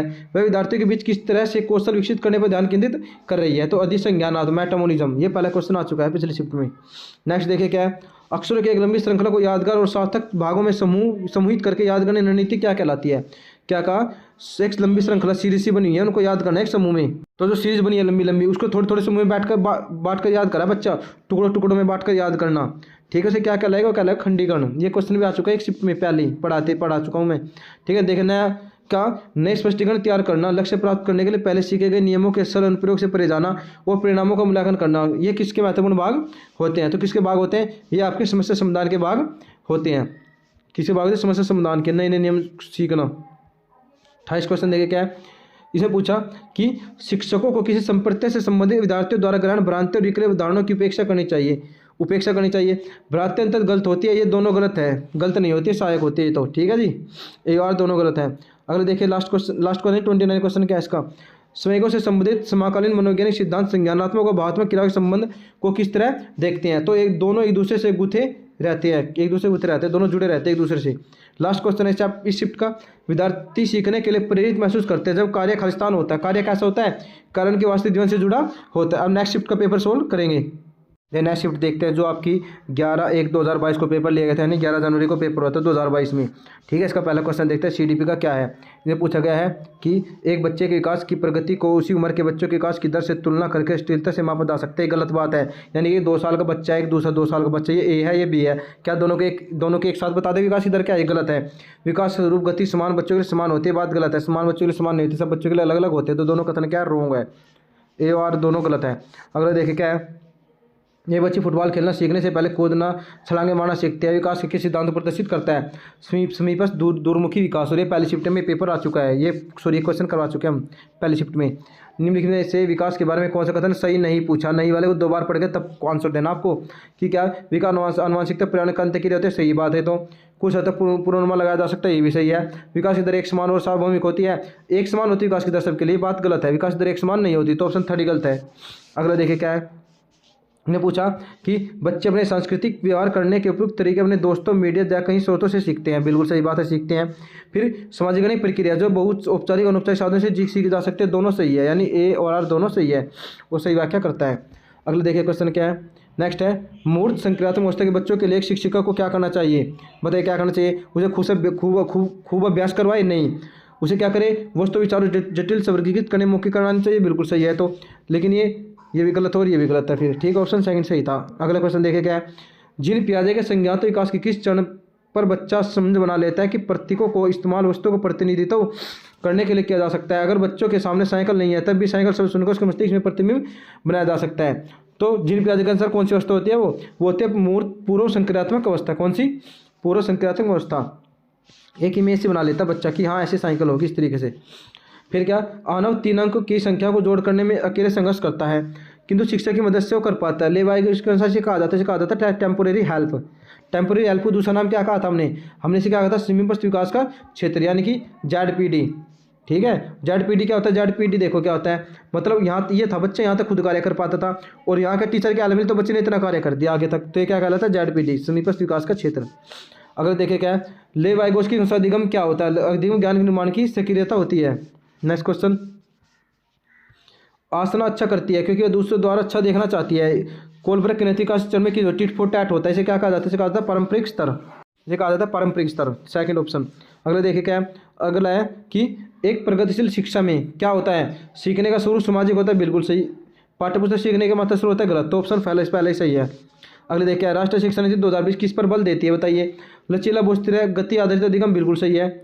बाकी ऑप्शन क्या आ जाएंगे गलत, क्योंकि लचीला पाठ्यक्रम इस पर ही तो अधिगम पर बल देती है 2020। ठीक है, अगले देखिए क्या कि निम्नलिखित में से कौन सी विशेषता हावर्ड गार्डनर द्वारा अंतःव्यक्ति बुद्धि का लेखक? अंतःव्यक्तिक होता है खुद की भावनाओं को समझ पाने वाला व्यक्ति, अंतःव्यक्तिक बुद्धि कहलाती है। तो देखिए कौन से ऑप्शन में दूसरे विचार इच्छाओं की समझने की क्षमता, इन्हें अंत बोला है अंतःव्यक्तिक है ना, अंतःव्यक्ति खुद की समझ पाता है। तो इसमें देखिए हाँ, तो इसमें ऑप्शन 4 आएगा भाई, ठीक है, खुद को समझने की क्षमता कि अंतर्व्यक्तिक होता तो अपनी समझ पाता है, दूसरे की अंतर्व्यक्तिक होता है दूसरे की समझ पाता है, अंतर्व्यक्तिक खुद की समझ पाता है। वाइगोत्स्की सचनावाद में किसकी भूमिका अहम होती है? तो किसकी भाषा की भूमिका अहम होती है? 4-5 बार क्वेश्चन रिपीट हो चुका है, अभी से समझाने बैठ जाएंगे तो बस। देखिए, बच्चे के सीखने का आकलन करने के लिए शिक्षिका को किन तरीकों का इस्तेमाल करना चाहिए? कक्षा में अंतःक्रिया, परियोजना, पोर्टफोलियो, आत्माकलन, सारे सही है, all of the above. Next देखिएगा, राष्ट्रीय शिक्षा नीति 2020 का मूल्यांकन उद्देश्य की जानकारी देता है, तो विद्यार्थी को कक्षा के बाहर कैसे सहायता दी जा सकती है? नेक्स्ट क्वेश्चन देखिए, नेक्स्ट क्वेश्चन आपका, निम्नलिखित में कौन सी प्रथा समावेशन में बाधक होती है? तो सामग्री को केवल कुछ विद्यार्थियों की जरूरत पूरा करने के लिए डिजाइन किया जाता है, ये बाधक उत्पन्न करती है, बाकी सब सही थे। अगला क्वेश्चन देखिए क्या है, अगला क्वेश्चन देखो क्या है, निम्नलिखित में कौन हास्य के समूह के विद्यार्थियों को शामिल करने में बाधा उत्पन्न करता है? बाधा पूछा है, यानी कौन हेल्पफुल नहीं है। शैक्षिक स्थानों तक पहुंचे तो सही है, तो अधिकारों में समानता ये भी सही है, भाग लेने का अवसर देना ये भी सही है, लेकिन सामाजिक वर्ती कागर यानी अलग रख देना समाज से, ये गलत है, तो ऑप्शन 4 है, बाधा उत्पन्न कर देगा। अब देखिए क्या है, अधिकार में क्षमता सुसंगत रूप से लिखने की क्षमता को सीधे प्रभावित करते हैं, लिखने में दिक्कत होती है, उसे अच्छे से नहीं लिख पाता, राइटिंग नहीं कर पाता, तो कौन सी बीमारी है उसको? डिस्ग्राफिया, यानी ग्राफ बनाने में दिक्कत है, लिखने में दिक्कत है। अगला देखिए, निम्नलिखित में कौन सा अभ्यास श्रवण विद्यार्थियों के फल समावेशन बाधा उत्पन्न करता है? श्रवण विद्यार्थी कौन से होते हैं? जो सुनने में दिक्कत होती है, विद्यार्थी मौखिक परीक्षा बजाय लिखित परीक्षा दी जाए, ठीक है, ये हेल्पफुल होगी, ठीक है, ये यहाँ सही है, ठीक है। अगला देखिए क्या है, अगला पूछा, निम्नलिखित में से प्रतिभावान विद्यार्थी की विशेषता कौन सी होती है? तो कौन सी होती है? धीमी समझ नहीं, जिज्ञासा से कमी नहीं, सोच में स्थिति की आवश्यकता तो सही है, अपने आसान कार्य चुनने पर होती है, ये भी गलत है। तो ऑप्शन थर्ड है। नेक्स्ट क्वेश्चन देखिए क्या है 21। एक शिक्षिका अपने विद्यार्थियों को में बोध कौशल को सुसाध्य करना चाहती है। इस उद्देश्य से निम्नलिखित में किससे बचना चाहिए? बचना पूछा, किससे बचना चाहिए? उसे बचना चाहिए संदर्भहीनता से, यानी कि किस चीज़ से रिलेटेड करके पढ़ाया जाए। रिलेटेड करके नहीं पढ़ाएगी तो गलत है, ये होता है नॉट रिलेटेड इसका मतलब। ठीक है, अगला क्वेश्चन देखिए क्या है, कुछ छूटा तो नहीं, सब हो गई। अगला देखिए, विद्यार्थियों में एक संप्रत्य का अधिगम सुसाध्य करने के लिए एक शिक्षक निम्न में से क्या करना चाहिए? नए जानकारी पिछले ज्ञान के भी संबंधों से बचना चाहिए, नहीं बचना नहीं चाहिए। नियमों समझने उदाहरण विशेषता को परिभाषित करने पर ध्यान दें, हो सकता है ध्यान दें, लेकिन अगर देखिए विषय वस्तु से संबंधित आवश्यक ज्ञान आवश्यक जानकारी को मिश्रित कर दे, मिश्रित नहीं करना, अलग करके पढ़ाना है। मूर्त और जटिल रूप में प्रस्तुत करे, गलत है। तो क्या बचा? Option second. अगले देखिए क्या क्वेश्चन, निम्नलिखित में कौन सा कारक अकादमिक प्रदर्शन में विद्यार्थी सफलता के लिए जिम्मेदार होता है? अकादमिक होता है एकेडमिक परफॉर्मेंस। एकेडमिक परफॉर्मेंस से कौन सा जिम्मेदार नहीं है? तो बताइए, बोरियता जिम्मेदार है, तनाव जिम्मेदार है, व्यय जिम्मेदार, लेकिन जिज्ञासा जिम्मेदार नहीं होता। तो नहीं पूछा इसने कौन सा नहीं है। जिज्ञासा तो बच्चे ज़्यादा ज्ञान सीखेगा। एक संप्रत्य कंसेप्ट पढ़ाते समय एक शिक्षक ऐसे उदाहरण दे रहा है जिसमें उस संप्रत्य से जुड़ी श्रेणी सबसे महत्वपूर्ण मूल विशेषता है, उदाहरण को खालिस्तान कहा जाता है। तो बताइए क्या कहा जाता है? वो एग्जाम्पल दे रहा है शिक्षक कंसेप्ट बनाने के लिए। इसे क्या कहा जाता है? एक आद रूप। ठीक है, नेक्स्ट क्वेश्चन देखिए क्या है। नेक्स्ट क्वेश्चन आपका कि एक निर्दिष्ट लक्ष्य तक पहुंचने के लिए विद्यार्थी को उनकी संज्ञानात्मक क्षमताओं पर चिंतन करने के लिए प्रोत्साहित करके एक शिक्षक निम्नलिखित के किस के विकास को सुगम बना रहा है? तो बताइए किस ज्ञान को? घोषणात्मक, प्रतिक्रियात्मक, अधिसंज्ञान को आसान बना रहा है, मेटामोनिज्म। ये भी सेम ऑप्शन आता है, बार बार आ रहा है शिफ्ट में। शिक्षण अधिगम प्रक्रिया की अवधारणा करते समय राष्ट्रीय पाठ्यक्रम 2005 निम्न में से किस पर महत्व पर बल देती है? सक्रिय जुड़ाव और बातचीत पर ज़्यादा महत्व देते हैं, अभ्यास पर नहीं, रटने पर नहीं, उत्तेजना पर नहीं। तो इन केवल फर्स्ट ऑप्शन। 27 क्वेश्चन देखे क्या है, किस समस्या को हल करने के लिए विद्यार्थियों की मदद के लिए शिक्षक को निम्न से क्या करना चाहिए? तो बताइए क्या करना चाहिए? उसे भ्रमित करे नहीं, उन्हें उत्तर बताए नकल करने के लिए कहे नहीं, उन्हें सचना को सक्रिय करे, बिल्कुल सही। जानकारी को वियोजित खंडों में अलग अलग खंडों में बांटते, बिल्कुल अलग में नहीं बांटते, थोड़े रिलेटेड तो रखना है। तो ऑप्शन थर्ड है इसका। नेक्स्ट क्वेश्चन देखिए क्या है कि शिक्षण अधिगम प्रक्रिया के दौरान एक शिक्षक को विद्यार्थियों को भ्रांत वैकल्पिक धारणाओं को साझा करने का अवसर देना चाहिए, सही बात है। भ्रांत वैकल्पिक धारणाएं हमेशा आधारहीन होती है, सीखने प्रति में गलत है। पहला सही है 19, ठीक है, समझिए पहला सही है, दूसरा गलत है। अगला देखिए क्या है, अधिगम असहायता और लाचारी तब महसूस होती है जब एक विद्यार्थी यह मानता है कि क्या मानता है कि क्षमता सुधार हो सकता है, मार्ग के लक्ष्य पर केंद्रित हो। ये तो बताइए क्या आएगा इसका ऑप्शन आएगा आपका फोर्थ। शैक्षणिक गतिविधियों के परिणाम अनियंत्रित होते हैं, तो ऑप्शन फोर्थ। नेक्स्ट देखिए लास्ट क्वेश्चन क्या शिफ्ट का। लास्ट क्वेश्चन है निम्नलिखित कौन सा आंतरिक प्रेरणा होता है जब व्यक्ति अंदर से खुद से मोटिवेटेड होता है, अंदर से किसी कार्य को सीखने के लिए करने के लिए। एक गतिविधि में रुचि के कारण अध्ययन करना। भाई किसी एक्टिविटी में आपको बहुत ज़्यादा रुचि है तो आप उसका अध्ययन कर रहे हो बार बार। मान लो आपको CDP में इंटरेस्ट है तो आप CDP का बार बार अध्ययन करें क्योंकि किताब उसमें परफेक्ट हो उसके हो। तो नेक्स्ट देखते हैं शिफ्ट का पेपर।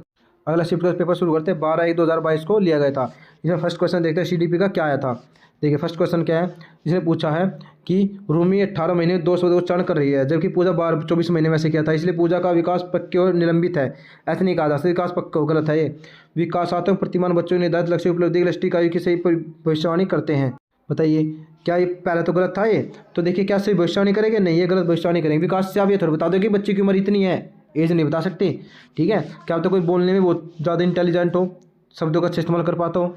मध्य बालावस्था का काल कौन सा होता है? 6 से 11 वर्ष का होता है। अगला देखिए क्या है, 5 साल की बच्ची क्या कर सकती है इनमें से? बताइए क्या कर सकती है? संभावित कानूनी प्रभाव की परिकल्पना करना। जैसे परिकल्पना कैसे कर लेगी? बच्ची तो 3 साल की है। तो घटनाओं की वैज्ञानिक जांच करना, ये भी गलत है। प्रतीकात्मक अमूर्त तरकीब, ये भी गलत है। तो लक्ष्य निर्देशित व्यवहार प्रतीकात्मक खेल की शुरुआती है, सही है। सैम्बोलिक एज होती है इसमें। अगला देखिए क्या है, खालिस्तान बच्चों को प्राथमिक समाजीकरण परिवार होता है, सबको पता है, रिपीटेड हो चुका है 1000 बार कम से कम भी। देखिए अगला क्वेश्चन क्या है कि पियाजे के सिद्धांत में वह प्रक्रिया जिसमें एक बच्चा अनुभव को बोध करने के लिए अपनी स्कीमा को रूपांतरित और संशोधित करता है, और जो स्कीमा है ना उसकी स्कीमा को अपडेट करता है। वो तो क्या कहलाता है? स्कीमा को अपडेट करता है 2 तरीके से बताया था ना, एक तो समायोजन से, एक आत्मसातीकरण। तो इसमें क्या दे रखा है? इसमें समायोजन दे रखा है, तो समायोजन आंसर है। अगले देखिए क्या है, अप्सा आलू के एक चिप्स को दिखाते हुए कहती है तितली जिन प्याज के इस प्रकार का प्रतीकात्मक विचार किस अवस्था में आता है? तो सैम्बोलिक थॉट एज कौन सी थी? अभी तो क्वेश्चन आया था पूर्व संक्रियात्मक अवस्था, ठीक है। अगला क्वेश्चन देखिए क्या है, अगला क्वेश्चन आपका, लेवाइगोस्की के अनुसार किन कारकों से बच्चों के संज्ञानात्मक विकास के लिए महत्वपूर्ण मानते हैं?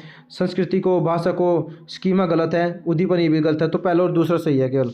ठीक है, तो अगला क्वेश्चन देखिए क्या है कि लेवाइगोस्की का सामाजिक शास्त्र सिद्धांत शिक्षण अधिगम के लिए किस पर बल देता है? पुरस्कार सजा पर नहीं, प्रत्याशरण पर नहीं, बातचीत और पाठ पर बिल्कुल सही, कलन विधि का प्रयोग ये गलत है, तो ऑप्शन कौन सा? थर्ड। अगला देखिए क्या है, एक बाल केंद्रित कक्षा कक्ष में शिक्षक कैसा होता है? बताइए कैसा होता है? कोई भूमिका नहीं होती, ये तो गलत ऑप्शन है।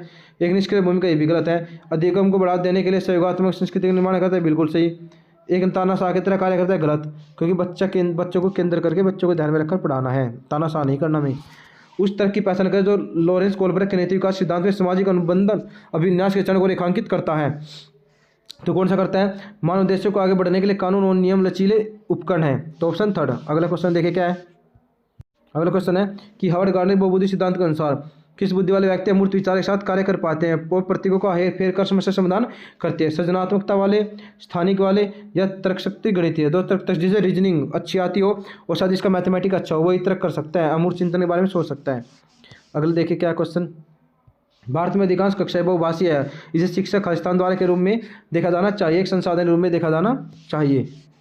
अगला क्वेश्चन देखिए क्या है, देखिए क्वेश्चन क्या है, एक शिक्षक हमेशा लड़कों को फर्नीचर को हिलाने जैसे कार्य करने के लिए कहता है, लड़कियों को कक्षा को साफ सुथरा रखने के लिए कहता है।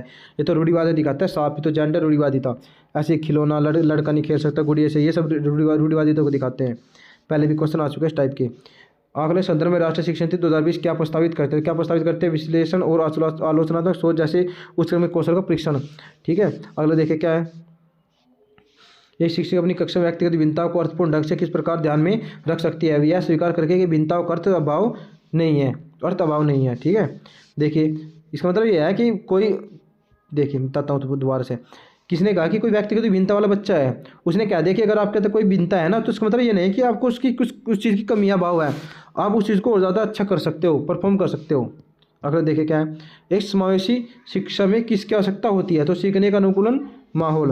नेक्स्ट क्वेश्चन देखिए क्या 17, वे विद्यार्थी जिनमें ध्यान न्यूनता अतिक्रियाशीलता विकार होता है, एच यानी उनके अंदर क्या होता है? HD PD पाया जाता है, हाइपर डिसऑर्डर पाया जाता है, उन्हीं पैसे के क्षेत्र में उनके सामने आने वाली चुनौती से की जा सकती है, तो किसी द्वारा किए गए लंबे समय तक जारी रखने वाले कार्य है, तो ऑप्शन बी।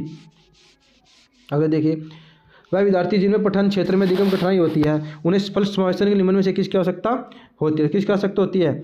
वह वास्तविकता के हमारे शिक्षा की, विषय से उचित छूट की आवश्यकता नहीं होती। ठीक है, विद्यार्थी दंड बार बार प्रयोग करना गलत, लगाव ये भी गलत।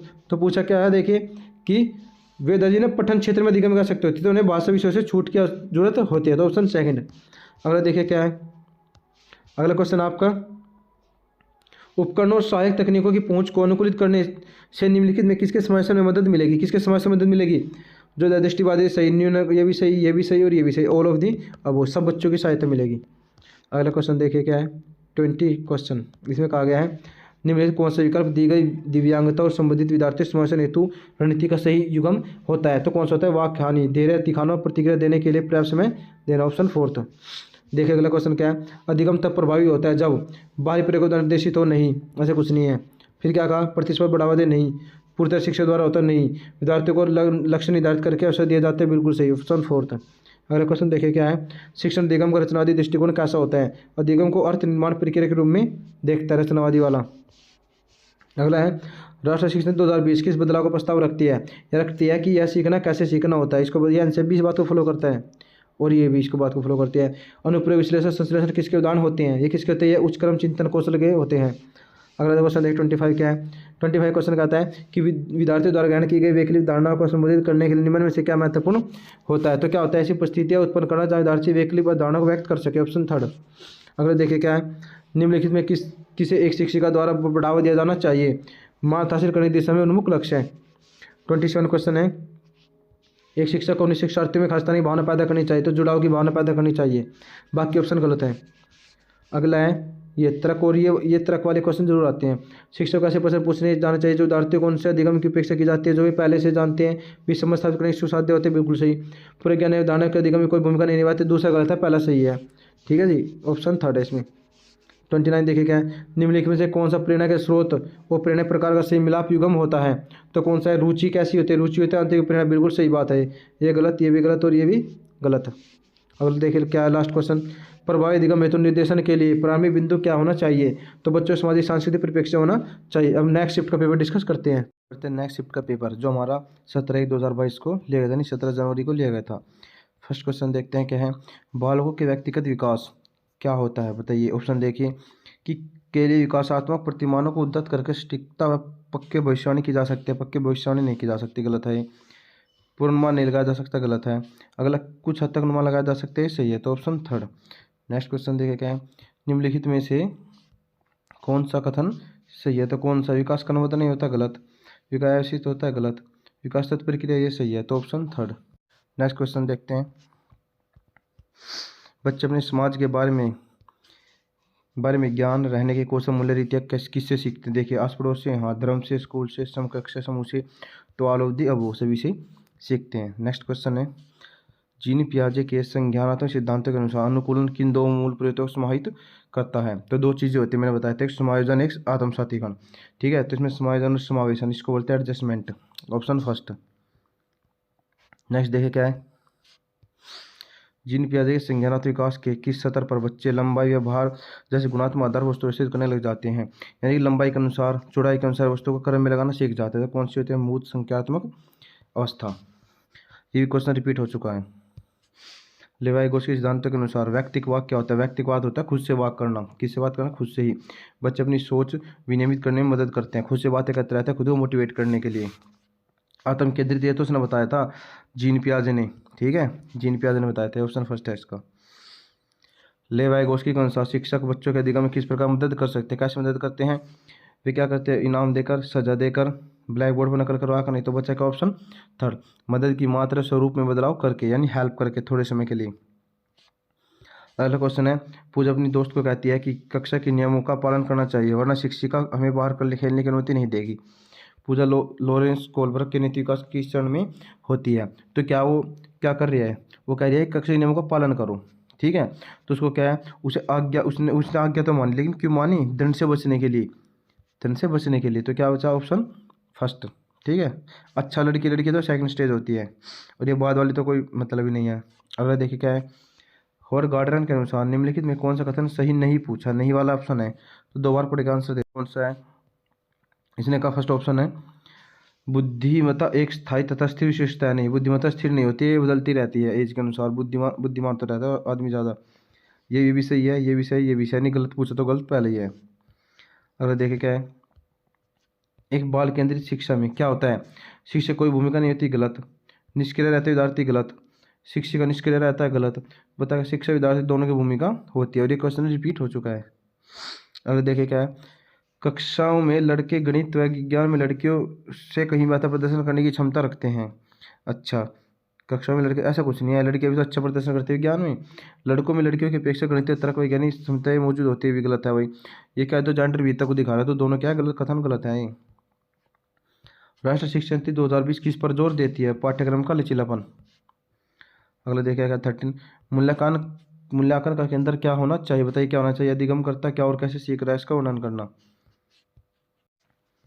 नेक्स्ट क्वेश्चन आपका, निम्नलिखित में से कौन सा विकल्प एक समाजी रचनावादी कक्षा कक्ष जिससे में बच्चे व्यक्तिगत जरूरतों का ध्यान रखा जाता है की व्याख्या करते हैं। तो कौन सा है, ये बच्चे आपस में चर्चा करते हैं एवं समूह कार्य करते हैं, तो उसमें क्या होता है, समाजी रचनावादी कक्षा कहा जाता है। नेक्स्ट आपका, निम्नलिखित कौन सा प्रश्न कक्षा में समालोचनात्मक सोच को बढ़ावा देता है। समालोचना में होती है क्रिएटिविटी थिंकिंग, जिससे बच्चा नए नए कार्य कर पाता है, खोज करके सीखता है, मिलजुल कर कार्य करता है। तो कौन सा ऑप्शन है इसमें, देखिए जोड़ करना, इसमें कोई क्रिटिकल थिंकिंग नहीं लगने की। विवाद दिनों की पारित व रट्टा मार लेगा प्रश्न का। शोषण की परिभाषा भी दे देगा, लेकिन ने क्या कहा, अपने सारे प्रदूषण विभिन्न कारणों को विश्लेषण करना, उनके उपाय सोचना। तो इसमें सोचना पड़ेगा बच्चे को थोड़ा। ठीक है, तो ये ऑप्शन सही है।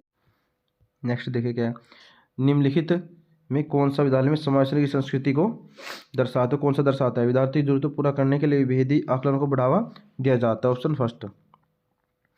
अगला क्वेश्चन आपका, इन्हें कहा है कि सांस्कृतिक रूप से विविध विद्यार्थियों वाली कक्षा में शिक्षक को निम्नलिखित से किससे बचना चाहिए। विविध संस्कृति उदाहरण लानी चाहिए, तो सही है, इसे बचना नहीं चाहिए। इन्हें पूछे किससे बचना चाहिए।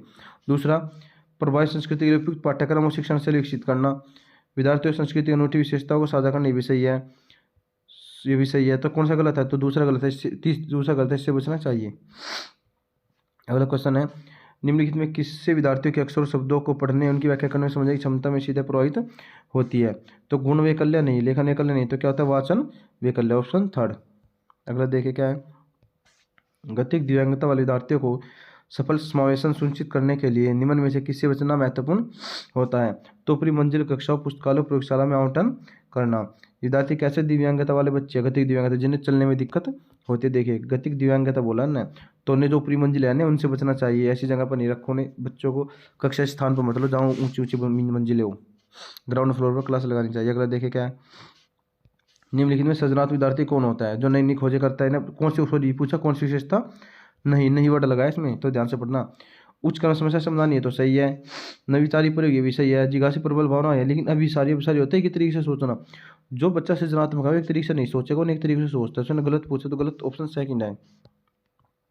अगला देखें, किसी विशेष वस्तु को लंबे समय तक रखने को सुसाध्य करने हेतु एक शिक्षक को निम्नलिखित में तक किस रणनीति से बचना चाहिए? बचना पूछा इसमें भी।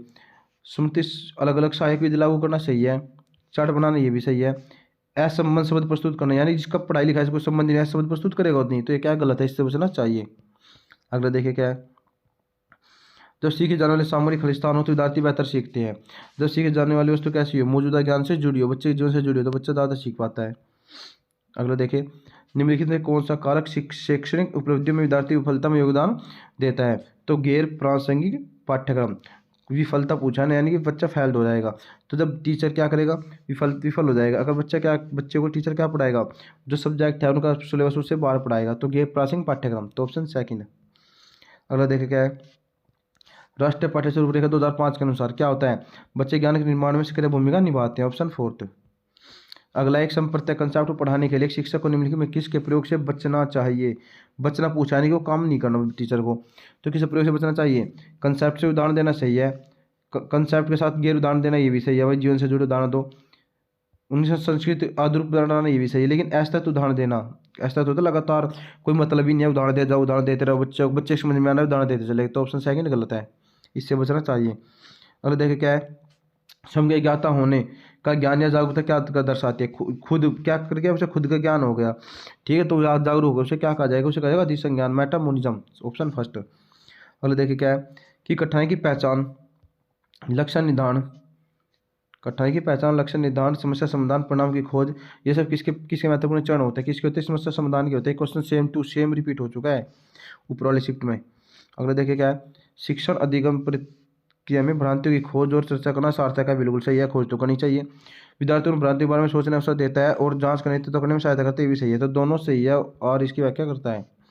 अगले देखिए क्या है, खालिस्तान विद्यार्थियों को बोरियत महसूस होने की संभावना होती है गतिविधि को महत्व नहीं दिए जाने पर, बिल्कुल सही बात है। जब गतिविधि है बच्चे को नहीं, ये नहीं कहा जा कि बच्चों मतलब कुछ पढ़ाना है अच्छे से या कुछ खेल खिलाना, हम बच्चों को बता दें खेल खिलवाया नहीं, ठीक है, तो गतिविधि तो की नहीं, तो बच्चा बोरियत महसूस करेगा। बाकी सारे सही है, ठीक है, तो ऑप्शन फर्स्ट है। देखिए अगला लास्ट क्वेश्चन शिफ्ट का, निम्नलिखित कौन सा तरीका प्रतिपुष्टि को प्रेरक के रूप में उपयोग करने का उचित तरीका अनुचित पूछा, उचित नहीं अनुचित यानी गलत तरीका है। कौन सा एक गलत तरीका, अनुचित तरीका है? फीडबैक, प्रतिपुष्टि होता है फीडबैक लेने के लिए बच्चों से। तो पहला क्या है, विद्यार्थी की क्षमता पर केंद्रित प्रतिपुष्टि, केवल विद्यार्थी की क्षमता है उसके अनुसार फिर फीडबैक लिया हमने, तो गलत तरीका है वो। फीडबैक सब तरीके से लिया जाएगा। तो अगला शिफ्ट का पेपर देखते हैं। आइए नेक्स्ट शिफ्ट का पेपर हमारा जो 21/1/2022 को ले गया था ना, 21 जनवरी को ले गए, तो ये लास्ट पेपर था, ठीक है। देखिए क्या है, बाल विकास सिद्धांतों के संदर्भ में निम्न में कौन सा कथन सही है? विकास शरीर के केंद्र भाग से बाहर की ओर होता है, बिल्कुल सही है, केंद्र से बाहर की ओर होता है, ठीक है, ईशादोगामी कहा जाता है विकास को। बाकी क्या, ये का पूर्ण से प्रभावित नहीं होता, नहीं है, स्टिक से मापा नहीं जा सकता, गलत है सारे, पहला ऑप्शन सही था। देखिए बच्चों में भाषा विकास किससे प्रभावित होता है? तो बताइए किससे प्रभावित होता है? अनुवांशिक और पर्यावरण दोनों से प्रभावित होता है, ऑप्शन थर्ड। पहला क्वेश्चन है, एक प्रगतिशील कक्षा कौन सी होती है जिसमें बच्चा खुद सीखता है, ज्ञान से सीखता है, और टीचर और विद्यार्थी दोनों के बीच वो होता है, संबंध होता है। तो क्या पूछा, अधिगमकर्ताओं की व्यक्तिगत भिन्नताओं का सम्मान किया जाता है, ये देखिए ऑप्शन सेकंड में ऐसा। लॉरेंस कोहलबर्ग के नैतिक विकास सिद्धांत, सजा टालने के लिए नियमों का पालन करना चाहिए, किस चरण को दर्शाता है? ये दिखाता है प्रथम पूर्व चरण में, ठीक है। वो क्या है कि आगे का पालन क्यों करेगा? सिर्फ दंड से बचने के लिए, इसलिए करेगा आगे पालन दंड से बचने के लिए, ऑप्शन फर्स्ट। अगला है, अधिगम प्रक्रिया को सुसाध्य करने के लिए एक अध्यापिका को ऐसे तरीके इस्तेमाल करने चाहिए जो विभिन्न संकल्पों के बीच संबंध खोजने को महत्व दे, ऑप्शन थर्ड। अगला देखिए, लेवाइगोस्की का सिद्धांत मुख्य किसकी व्याख्या करता है, तो किसकी व्याख्या करता है, संज्ञात विकास में सांस्कृतिक उपकरणों के योगदान की। ये सारे क्वेश्चन आ चुके हैं, सिर्फ हिंट की जरूरत है आपको। क्रिकेट वार्तालाप के दौरान अध्यापक अधिकांश लड़कों से सवाल पूछ रहा है कि लड़कियों से नहीं। अध्यापक क्या क्रिया क्या दर्शाती है, नुकायदे कि लड़का है ना, लड़के है, लड़कों से तो पूछा क्रिकेट के ऊपर, वो लड़कियों से नहीं पूछा, मतलब क्या है कि वो दिखाता है जेंडर रूढ़िवादिता को दिखा रहा है। ठीक है, तो क्या इसमें जेंडर पक्षपात कर रहा है वो, ऑप्शन सेकंड। अगर देखिए, बाल केंद्रीय कक्षा में एक अध्यापिका किसको महत्व देती है, तो किसको, ज्ञान की प्रक्रिया संरचना प्रक्रिया को, जिसमें ज्ञान का निर्माण किया जाता है। निम्न में से कौन से बच्चों के समाजीकरण प्राथमिक कारक होता है, प्राथमिक कारक होता है परिवार होता है। देखो परिवार किस ऑप्शन में है, परिवार सिर्फ एक ही ऑप्शन में है इसमें, निकट परिवार। माध्यमिक कार्यस्थल, इससे मतलब नहीं होगा, इससे मतलब नहीं होगा, इससे मतलब नहीं होगा, पुस्तक तो सब द्वितीय कारक है। अब देखिए अगला क्वेश्चन, निम्नलिखित में से कौन सा समूह जिन प्यारे संज्ञात विकास सिद्धांत के मूल संज्ञात्मक अवस्था के समरूप है, तो कौन सा उसका अनुरूप होता है, 7 से 11 साल। ठीक है, ये अवस्थाएं होती है, उसकी स्टेज होती है अलग अलग। अगला देखिए क्वेश्चन क्या है, अगला क्वेश्चन है अध्यापक जो विश्वास करता है कि बच्चे विभिन्न गतियों और अलग अलग तरीकों से सीखते हैं, अब अपनी कक्षा में एक ऐसी आकलन योजना करेंगे जो आकलन करने के अलग तरीकों पर आधारित हो। ठीक है जी, उन्हें कहा कि अलग अलग तरीकों से सीखते, तो अलग अलग आकलन किया जाएगा उनका मूल्यांकन।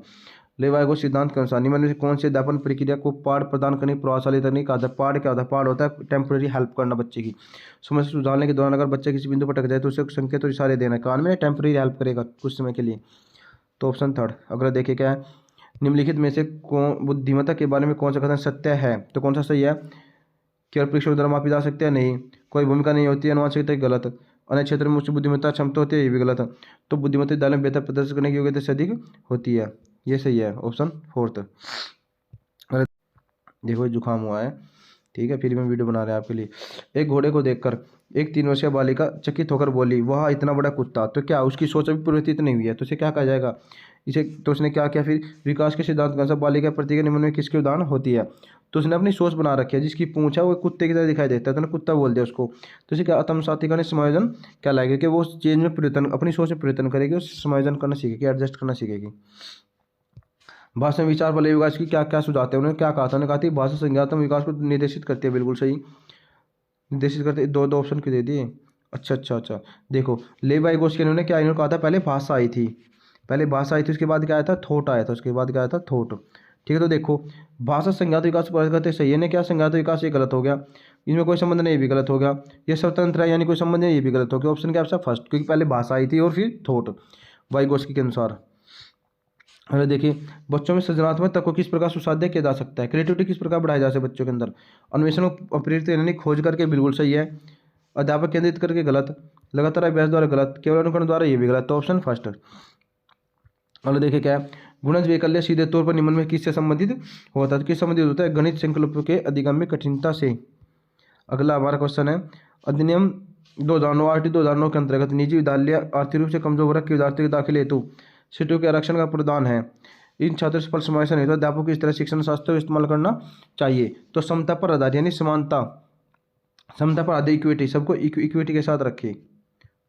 ठीक है, अगला देखिए क्या है, अगला है, एक समावेशी कक्षा में सूचना को किस तरह से प्रस्तुत करना चाहिए, समावेशी कक्षा जहाँ अलग अलग विभिन्नता वाले बच्चे होंगे और सबको एक साथ पढ़ाना, तो कैसा करना चाहिए उन्हें, केवल शाब्दिक रूप में, केवल दृश्य के रूप में, केवल मौखिक रूप में, नहीं बहुल रूप में। बहुल का मतलब है कि उनको चित्र भी दिखाया जाए उस चीज़ के, उनको बोलकर भी समझाया जाए।